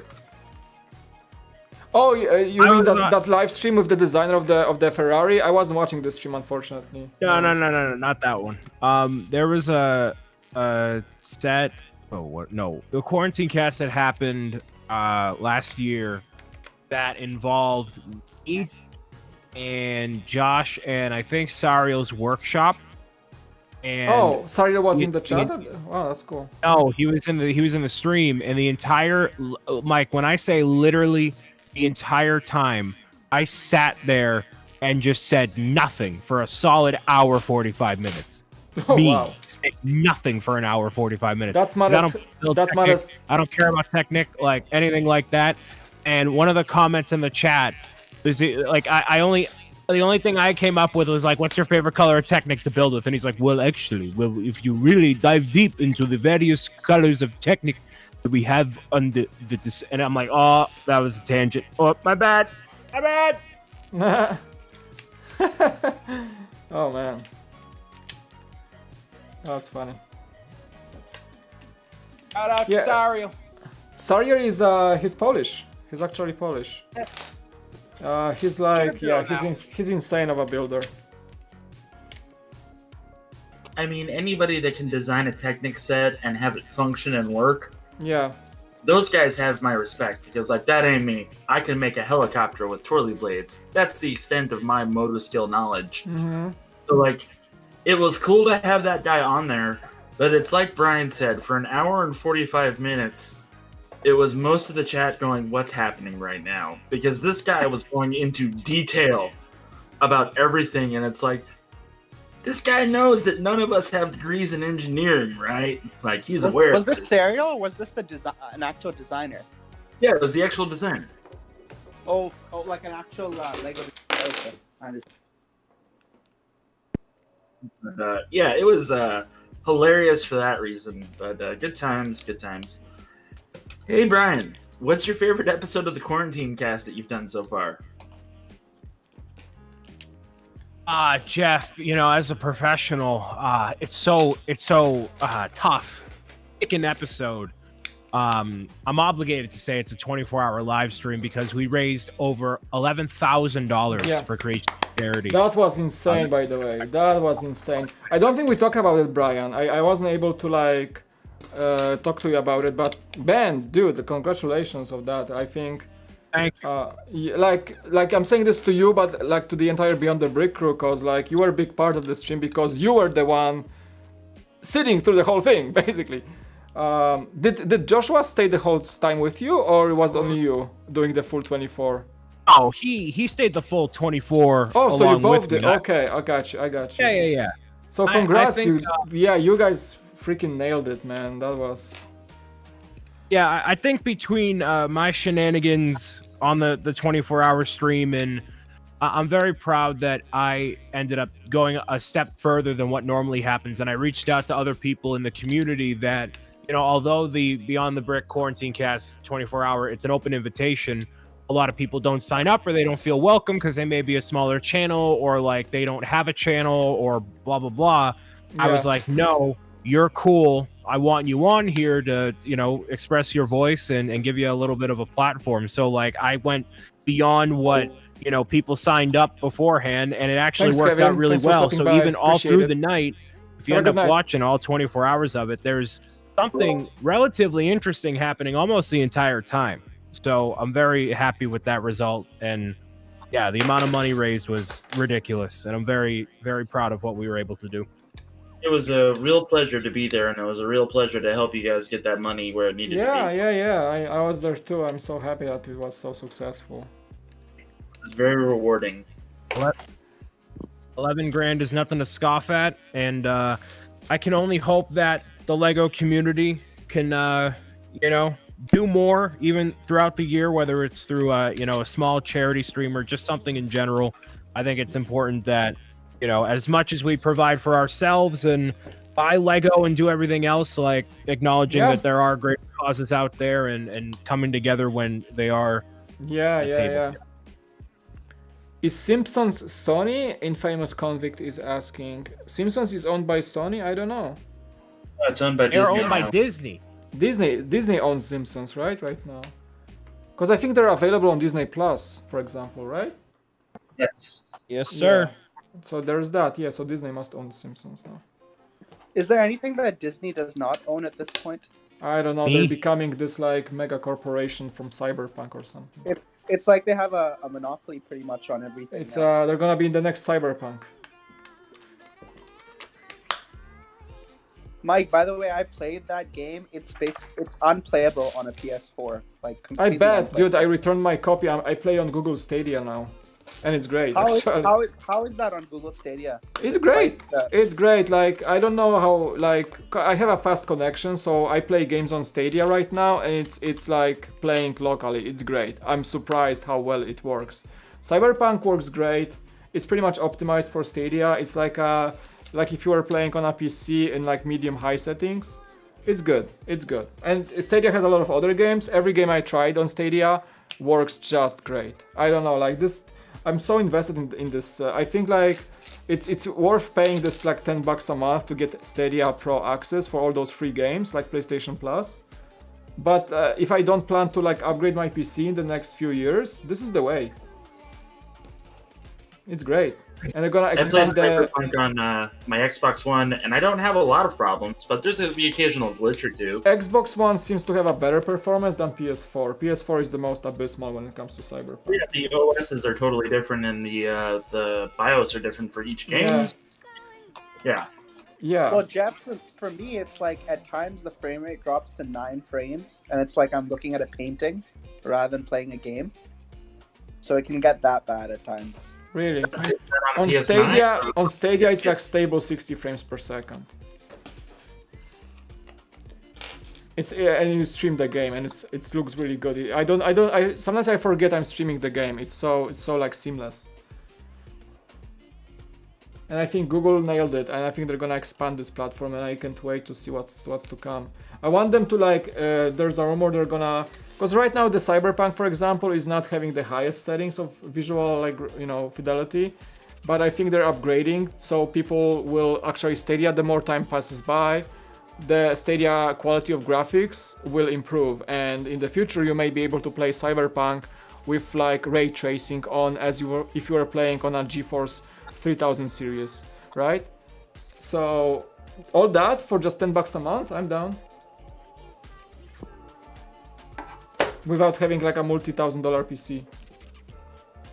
But Mike, you probably have a very good internet connection too. Like yeah, that's why I went for Stadia. If I wasn't having a fiber optic from AT&T, I have like a 300 megabits both ways.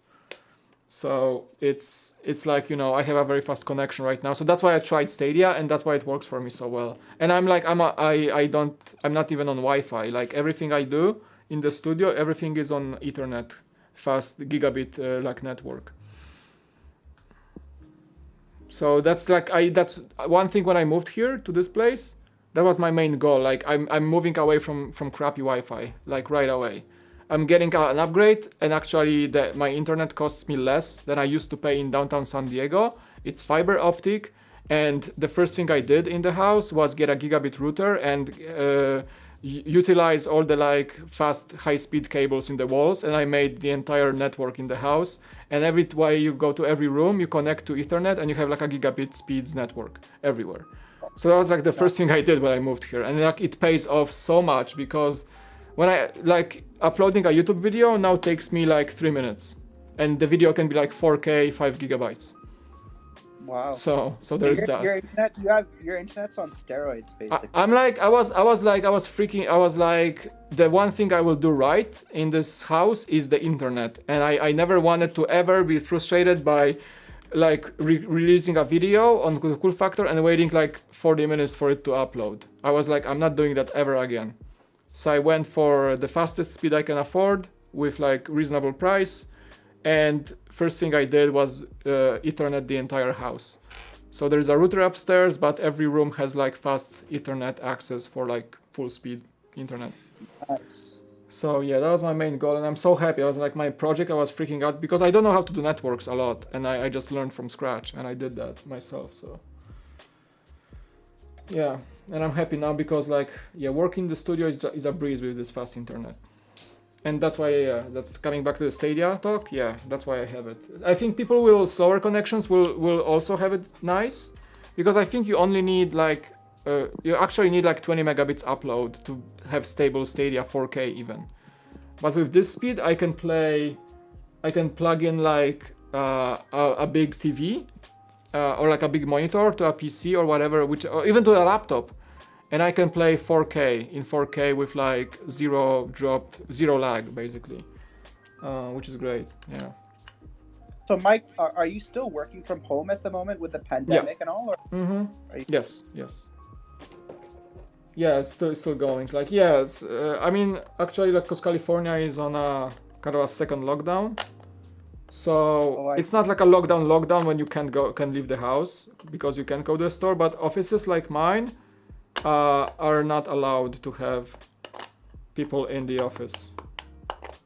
It's pretty bad everywhere, but even up here up north, it's quite bad as well. Yeah. So yeah, I mean, I don't mind because I fine-tuned everything, like especially having the studio. Working from home is so much easier because my kids are home as well, but having them being able to be upstairs while I have a downstairs office, before that I had a 2-bedroom apartment and I had to share the living room as my office, like work from home place, and you know, everybody was in the living room all day, so it was difficult, but now it's much better. So you have a little bit more quietness when you're working. Yeah, more focus. Yeah, I can actually focus on work but much more. That's such a big difference, Mike, in terms of productivity. Oh yeah, not even a question.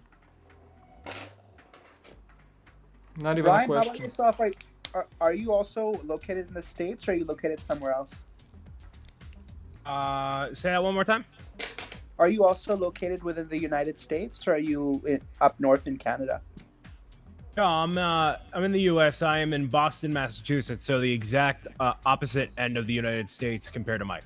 Oh, basically, New York City. Yeah, Brian's on the East Coast, like entirely. So hello, Brian, Dennis in the chat. Must be really late right now for you, then, eh? Say it again. It must be very late for you, isn't it? Like past midnight on the East Coast. Oh, right for now? Brian, that's like normal time. Oh yeah, no, I'm up kind of, sort of all hours, whether I want to or not.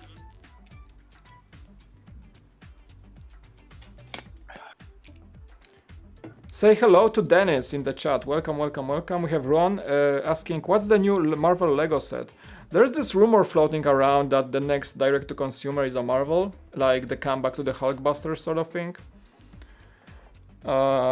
Probably because we just got the Batwing, then we had the Batmobile, so it's about time they made another Marvel thingy. We'll see. I know I'm on a Batman overload. I don't really care for much Batman nowadays. Aww. Why are you on a Batman overload? I don't know. Like I never really gravitated toward Batman, and I think for as much as the MCU has been successful, I think we've seen a very strong lacking of strong Marvel sets, both comics based or otherwise. And I think Lego does an exceptional job with Batman, between Batwing, the various Rogues Gallery highlighted in the various minifigure series, and everything else. And you know, DC is nowhere near in the same brain space as Marvel publicly. So to me, if I were to put the businessman hat on and do what I can to try to get as much Marvel stuff, quality Marvel stuff out Thanks there. for joining, Kirk. I appreciate your time. Thank you so much. Considering people would want to buy it more. I gotta have a button I to mute mean, Discord for the myself. last like, wave somewhere of here, Lego so I Marvel can movie actually talk to things you. were Endgame, and those sets were almost entirely inaccurate to the movie. All the minifigures looked the same with the same general suits. They weren't done really well as they could have been. And I'm hoping we just get better stuff down the line, you know? Yeah, that's really funny because like not Infinity War. Yeah, Infinity War sets were like miles ahead of Endgame, and then when the Endgame sets came out, I was like, "Are you joking? What is this?" The difference in quality and the difference in like set design blew my little mind. Yeah.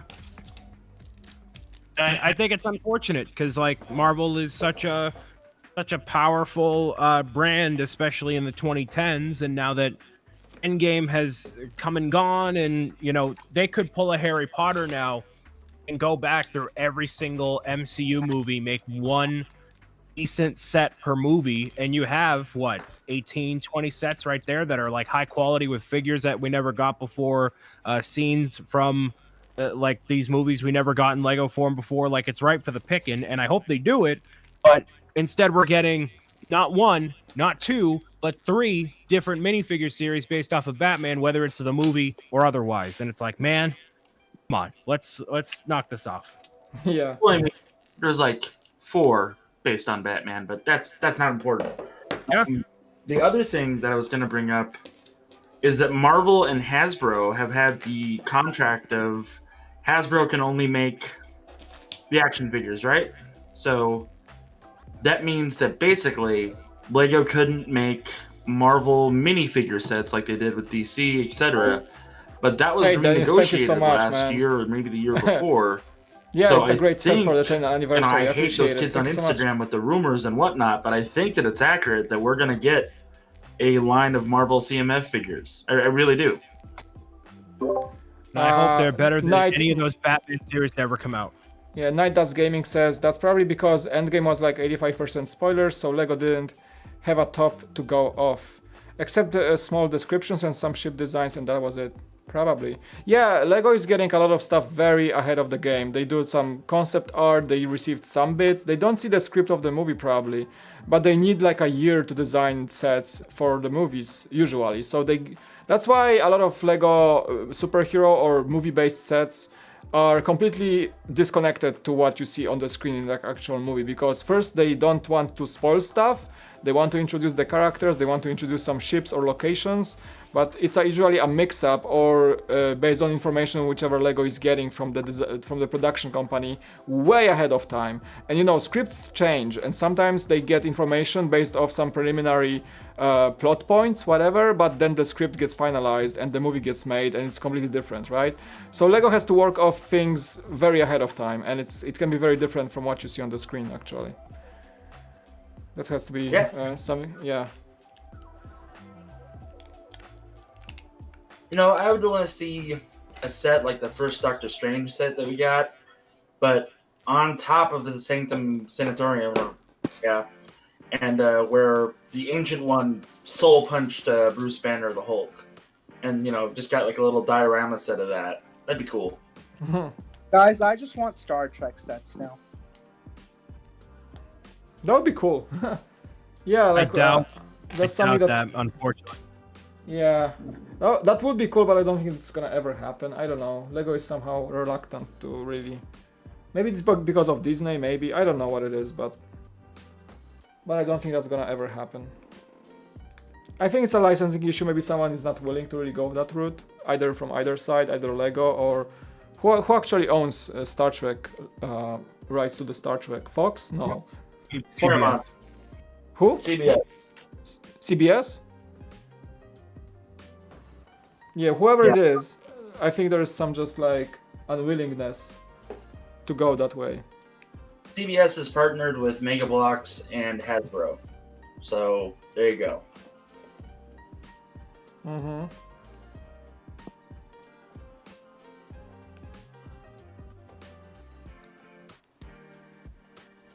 I'm just about done with bag number 19. Yeah, I'm doing the small stuff here for the walkway around the edge of the city, and I think I'm gonna call it a day after this one.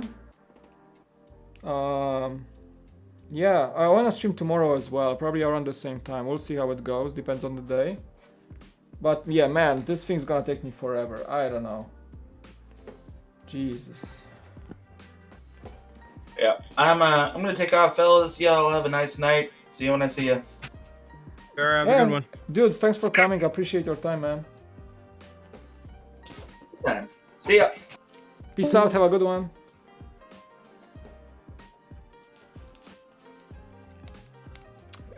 You going to sleep after the bag, Brian, or you're still like grinding some work after?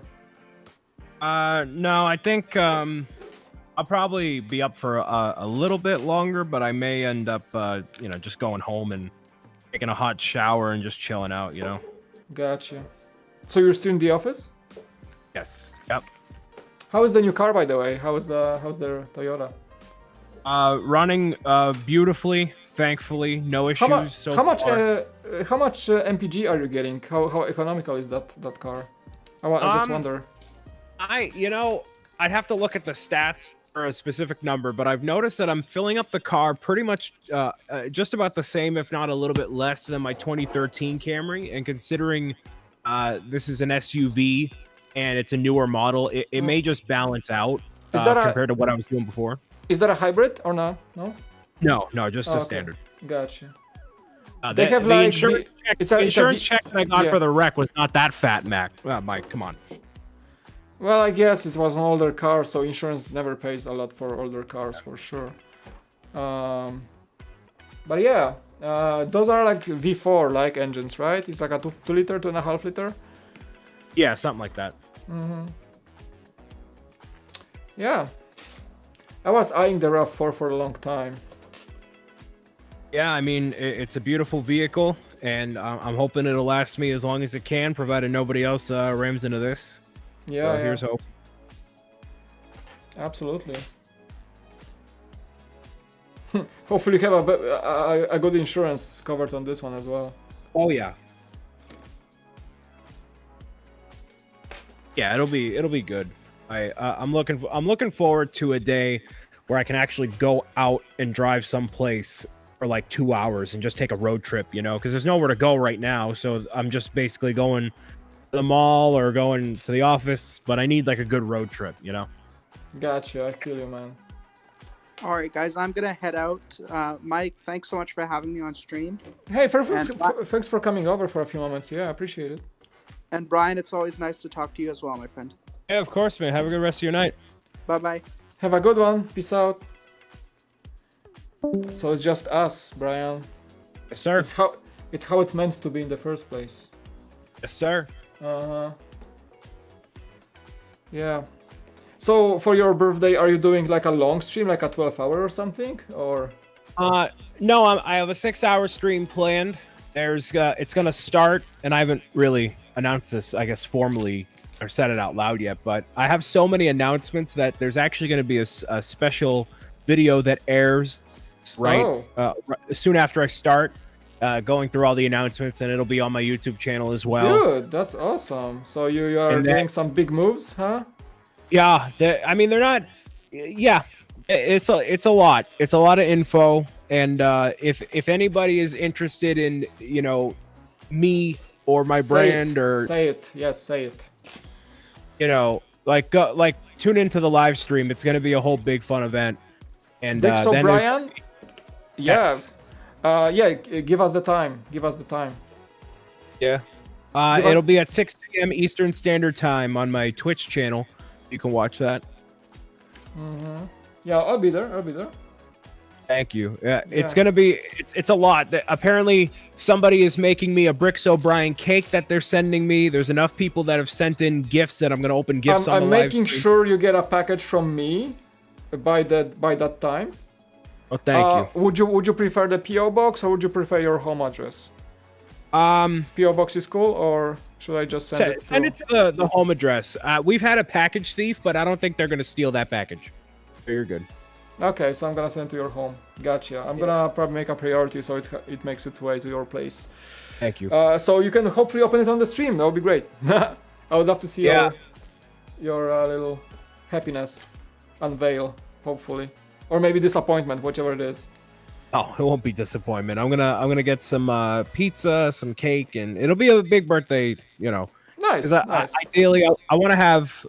If I can't have all my in real life friends together hanging out, then I wanted to do something special. So yeah, that's awesome, dude. Like a virtual party in the Rona times party. Oh yeah. So yeah, chat, if you could do me a favor and find Bricks O'Brien on Twitch and on YouTube, because he's actually on YouTube as well. You have seen him in the chat, so find that and make sure you subscribe and follow on Twitch.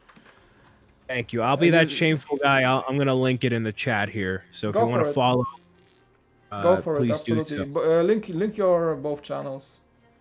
I think you are a mod, so you should be able to link. There you go. Yeah. Any support is appreciated. The video it'll air as a video on my channel, but I'm also gonna show it on the live stream. So that's cool. That's nice. 15. Lots of fun stuff. But yeah. What about you? Are you cooking up anything else? You just kind of chilling right now with building and whatever else? What do you mean, like on my channel? Yeah. I don't know. Like I think I talked to you about this. Like my goal for this year was to build up consistency so I can show up more. I'm trying first with the live streams. I think it's the easiest I can do. Technically speaking, with the investment. Just being for my viewers and deep talk alert, by the way. But yeah, consistency was my big drawback in the past year because I was blaming myself for being too busy, which I was busy, but I knew I could be doing more to be present for people who really enjoy watching my stuff. So I'm trying to get back to that game first by making consistent streams. So Bricks and Coffee is one of those attempts to actually have some dedication and some obligation to show up on every Sunday morning. That's one thing. Yeah. But yeah, like my resolution is also to like upload, consistent videos. So I don't feel like comfortable with that yet in this studio for some reason, but because like I don't know, like I'm still getting tasked with a lot of work in the week time. So my editing powers are very like weak lately when it comes to trying to find power to edit after hours. I don't know, it's just this is something I have to fight, or I have to change my pace at some point to actually get back to being able to edit videos at night. It's been a struggle lately. I mean, I'm talking videos that are not for my work, are just for the channel. It's been a bit of a challenge. But yeah, slowly but surely, I want to make sure that the live streams are up, and I want to make sure I post like more Instagram content and things like that. Which has been working actually. More people discover my stuff, so yeah. And my one of my goals is to actually get back into the collaboration that I was neglecting. So like Beyond the Break always invites me to the quarantine casts, and sometimes I felt so bad I couldn't join. But now I moved things around, and I think I'm gonna be able to consistently join you guys on Tuesdays. So that's one thing that I kind of wanna make sure I do. And yeah, just overall, like I've been being invited to different channels also to show up, so I'm happy that people wanna see my face, hear my voice on different places, and I usually would decline a lot of the times, but now I think I wanna, like this year is sponsored by saying yes more to invitations and to to people's other channels who are doing great work and want to see me as well there. So that's yeah. That's my awesome. little thing going on. But yeah, videos, I want to get back in the video game more lately. So pretty much. Yeah, I mean, I know I appreciate you being on the Quarantine Cast when you can. You add a lot to it, and it's always a pleasure having you there. Like, so like my way is like I know I can make a ton of excuses not to show up, but I know if I really want to, I can show up, and I think that's why I want to try this year to like make less excuses and because like people say you're busy, like I factually am busy, but I know I can be less busy if I want to. It's just taking control of your life more, you know? Because I think like I can probably spread out my work better than I used to do. And I've been failing at you know, finding the time for all the things in my life. Because I dedicate too much time to one thing, and then the other thing gets neglected, right? So I think my way of coping with that is to try to find this balance or better management of my time. And I think I can do that. I just didn't see that before, and I realized that I'm spending too much time on one thing, and the other thing gets you know, pushed away because of that. And I can totally change that just by taking more control of where I put my time or my effort, right? Yeah, you know, you're totally right, and I hope to do the same thing. Just trying new things, and a lot of my my intentions for the year will be shown off in that video airing on my birthday. So you'll yeah, I can't wait to see what you have in store, man. Like, I don't want to ask you or anything. I don't want you to spoil anything, but I want to be surprised to what you have in store. Like, I'm kind of hyped for you, man. I know you've been. I know you've been really serious about your content, and I know your goals are very clear on the growth. So yeah, I want to see, you know, what's up with your plan. Yeah, maybe get inspired by this even, so you know. Yeah, I mean, a lot of it just so happened that like all these things that I've had like going on have kind of accumulated into like the end of January. So I'm like, why don't I just make it a whole big thing? And like, it's not like a hard reset or anything, but it's just a lot of really cool and fun things all happening at once that I'm very excited about, you know? I got you.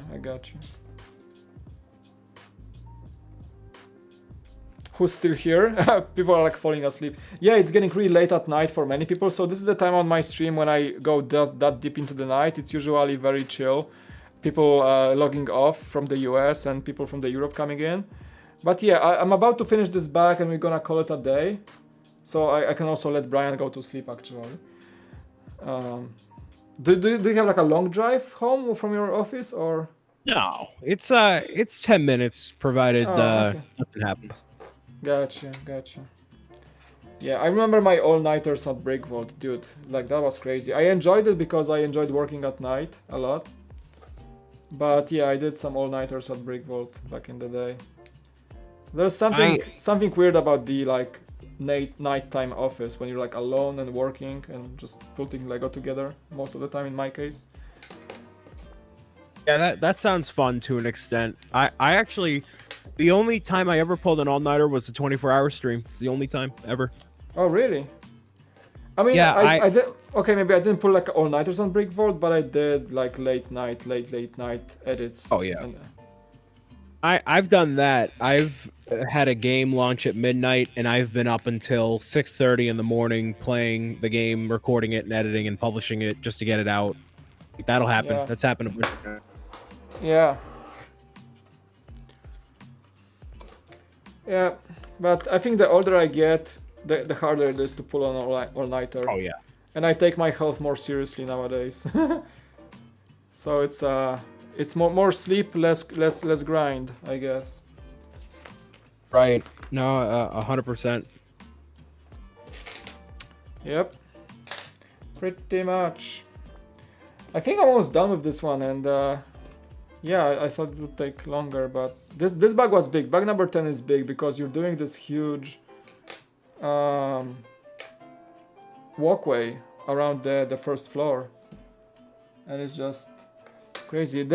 I wanna like show it to the camera in a second. Oh, my camera is out of focus. I didn't even notice. I'm just gonna move this. Yeah, my camera just lost focus. I like you're using the Sony camera, and like they have the best autofocus, but my Lumix sometimes, just like the older one especially, is losing autofocus. See, so I had to like reset it. Yeah, I want to show the piece usage on this set because, like, for example, right now I'm putting the gamepads, the actual like Xbox gamepads, as like the tail into the balustrade, the barrier. So now, are you officially done with the first floor then, after this bag? I think so. Like, yeah, this bag will complete the the lowest level. I think. Very cool. Yep. Yeah. Yeah, we'll see how far I can go tomorrow, but we'll see. I kind of don't want to spend the... Take like 5 full, like 2.5 hour, 3 hour streams, man. Probably. Like that's, yeah, I think the Barracuda Bay took me like 4 streams to finish. And this one was smaller. So, yeah. You're looking at like 6 streams. Ooh. Probably.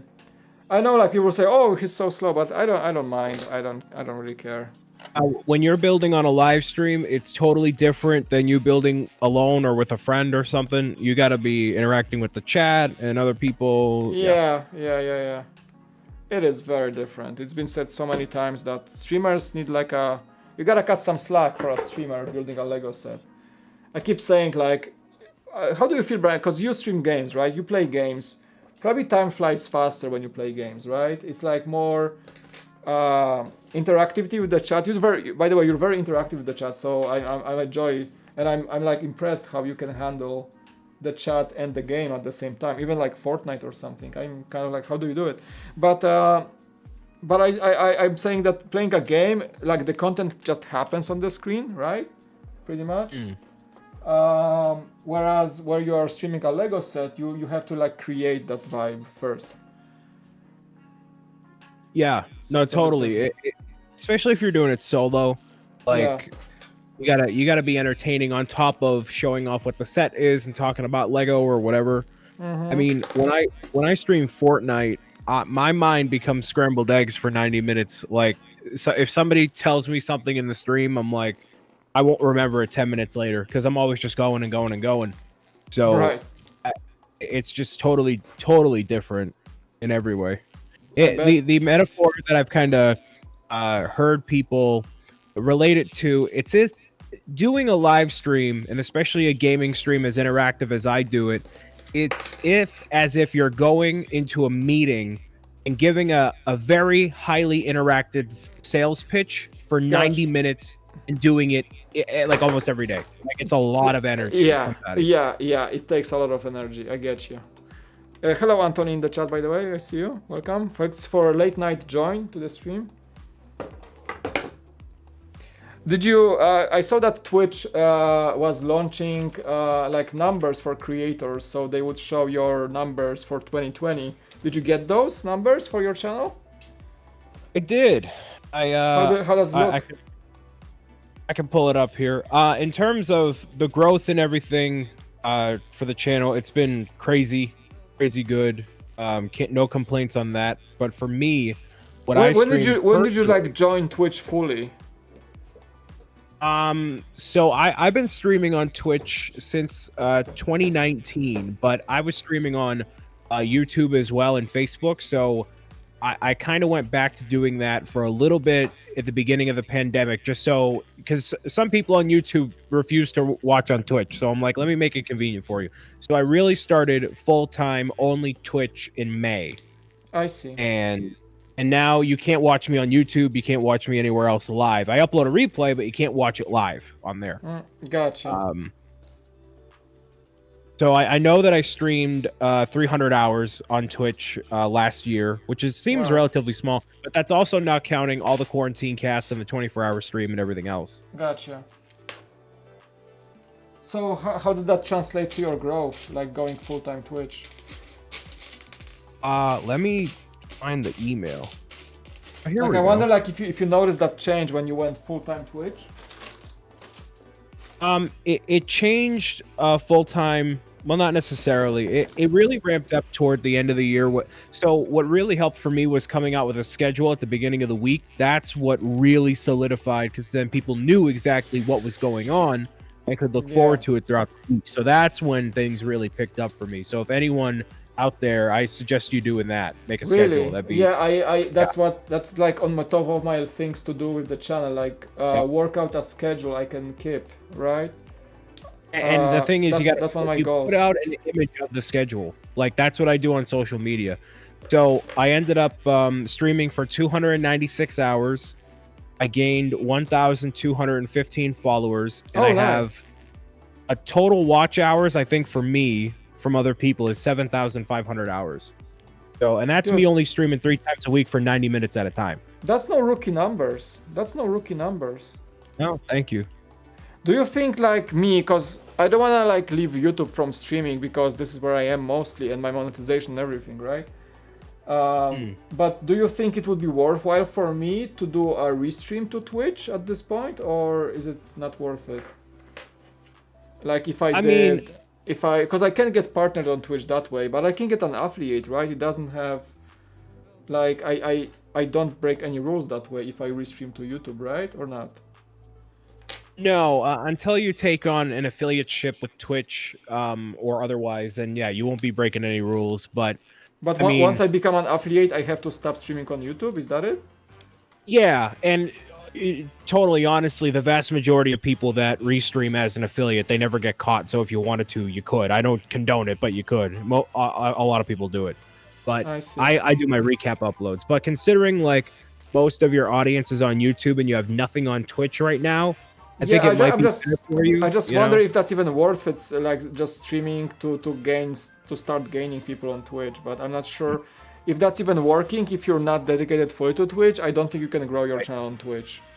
Yeah, see, I was fully dedicated. I knew I was going to be more dedicated to Twitch. That's why I did it in the beginning. I see. Night Gaming is asking if I take any game requests from fans. It's actually one of my rules in my chat that I don't. And the reason that is because people will come into the chat and then ask me, hey, Brian, you should play this game because I told you to. And I'm like, that's not how that works. Goodbye. Fortunately, I don't. I have very strict rules in my live streams about that sort of thing. And unfortunately, that it kind of has to be that way sometimes. I do not allow nonsense. That's why I have Jeff. Brian is a very serious Twitch streamer. Very serious. Yes, I'm always serious. I never joke Super around. Serious. Never. Yeah, but like seeing your numbers, that's kind of like motivating for people who wanna just move to Twitch and have some established content to provide, right? Yeah. I mean, there's definitely Lego live streamers on Twitch. There's Brick and Nick, Between the Bricks, April B. There's quite a few. Do you think that the Twitch community of Lego streamers is growing more than a YouTube community, or what do you think? I mean, the Twitch Lego YouTube community is still so young, and I think that has more of a mid-20s and up sort of approach, where a lot of kids, quote-unquote kids, are on YouTube. So, making a YouTube channel is easier and whatnot. But I think it'd be worth... The thing with Twitch that makes it really grow is collaboration. So I think if you did go on Twitch and you wanted to really give it a shot, I think reaching out to the other Lego people on there, it's such a different vibe than YouTube. Like, what type of collaboration? Like, how do you collaborate on Lego Twitch? So I've noticed that, especially with Lego streams, if you are streaming Lego solo with nobody else, like if you were just doing this without me on Twitch, then you'll get substantially less viewership. The more that you have going on, whether it's music or another MC or something like that, the more interactive it is, the better off you're going to be. I see. Because, people on Twitch are used to gaming where there's always something going on. It's very fast. So it needs to be not quite that fast, but something like it. I see. I got you. Alright, chat. I think I dropped one brick, but I'm gonna find it later. But hey, you guys see it? So we have this walkway. I lost like one little head, but I think it rolled off the table. I'm gonna find it later. Yeah, we have this thing, and it's basically a walkway for the city. So we can actually now install it and call it a day for tonight. Let's see if we can move it to the shot. Boom, boom, boom. Let's see. It's still like losing focus. Yeah, that's camera. I don't know, like I gotta find the best settings for my Lumix, older Lumix to find. Best way to... Oh, actually I finished the booklet, by the way. The first booklet, so it's like 3 booklets, so it's a great way to stop the stream here. But let's see. Okay, so it goes right here. And this has to go...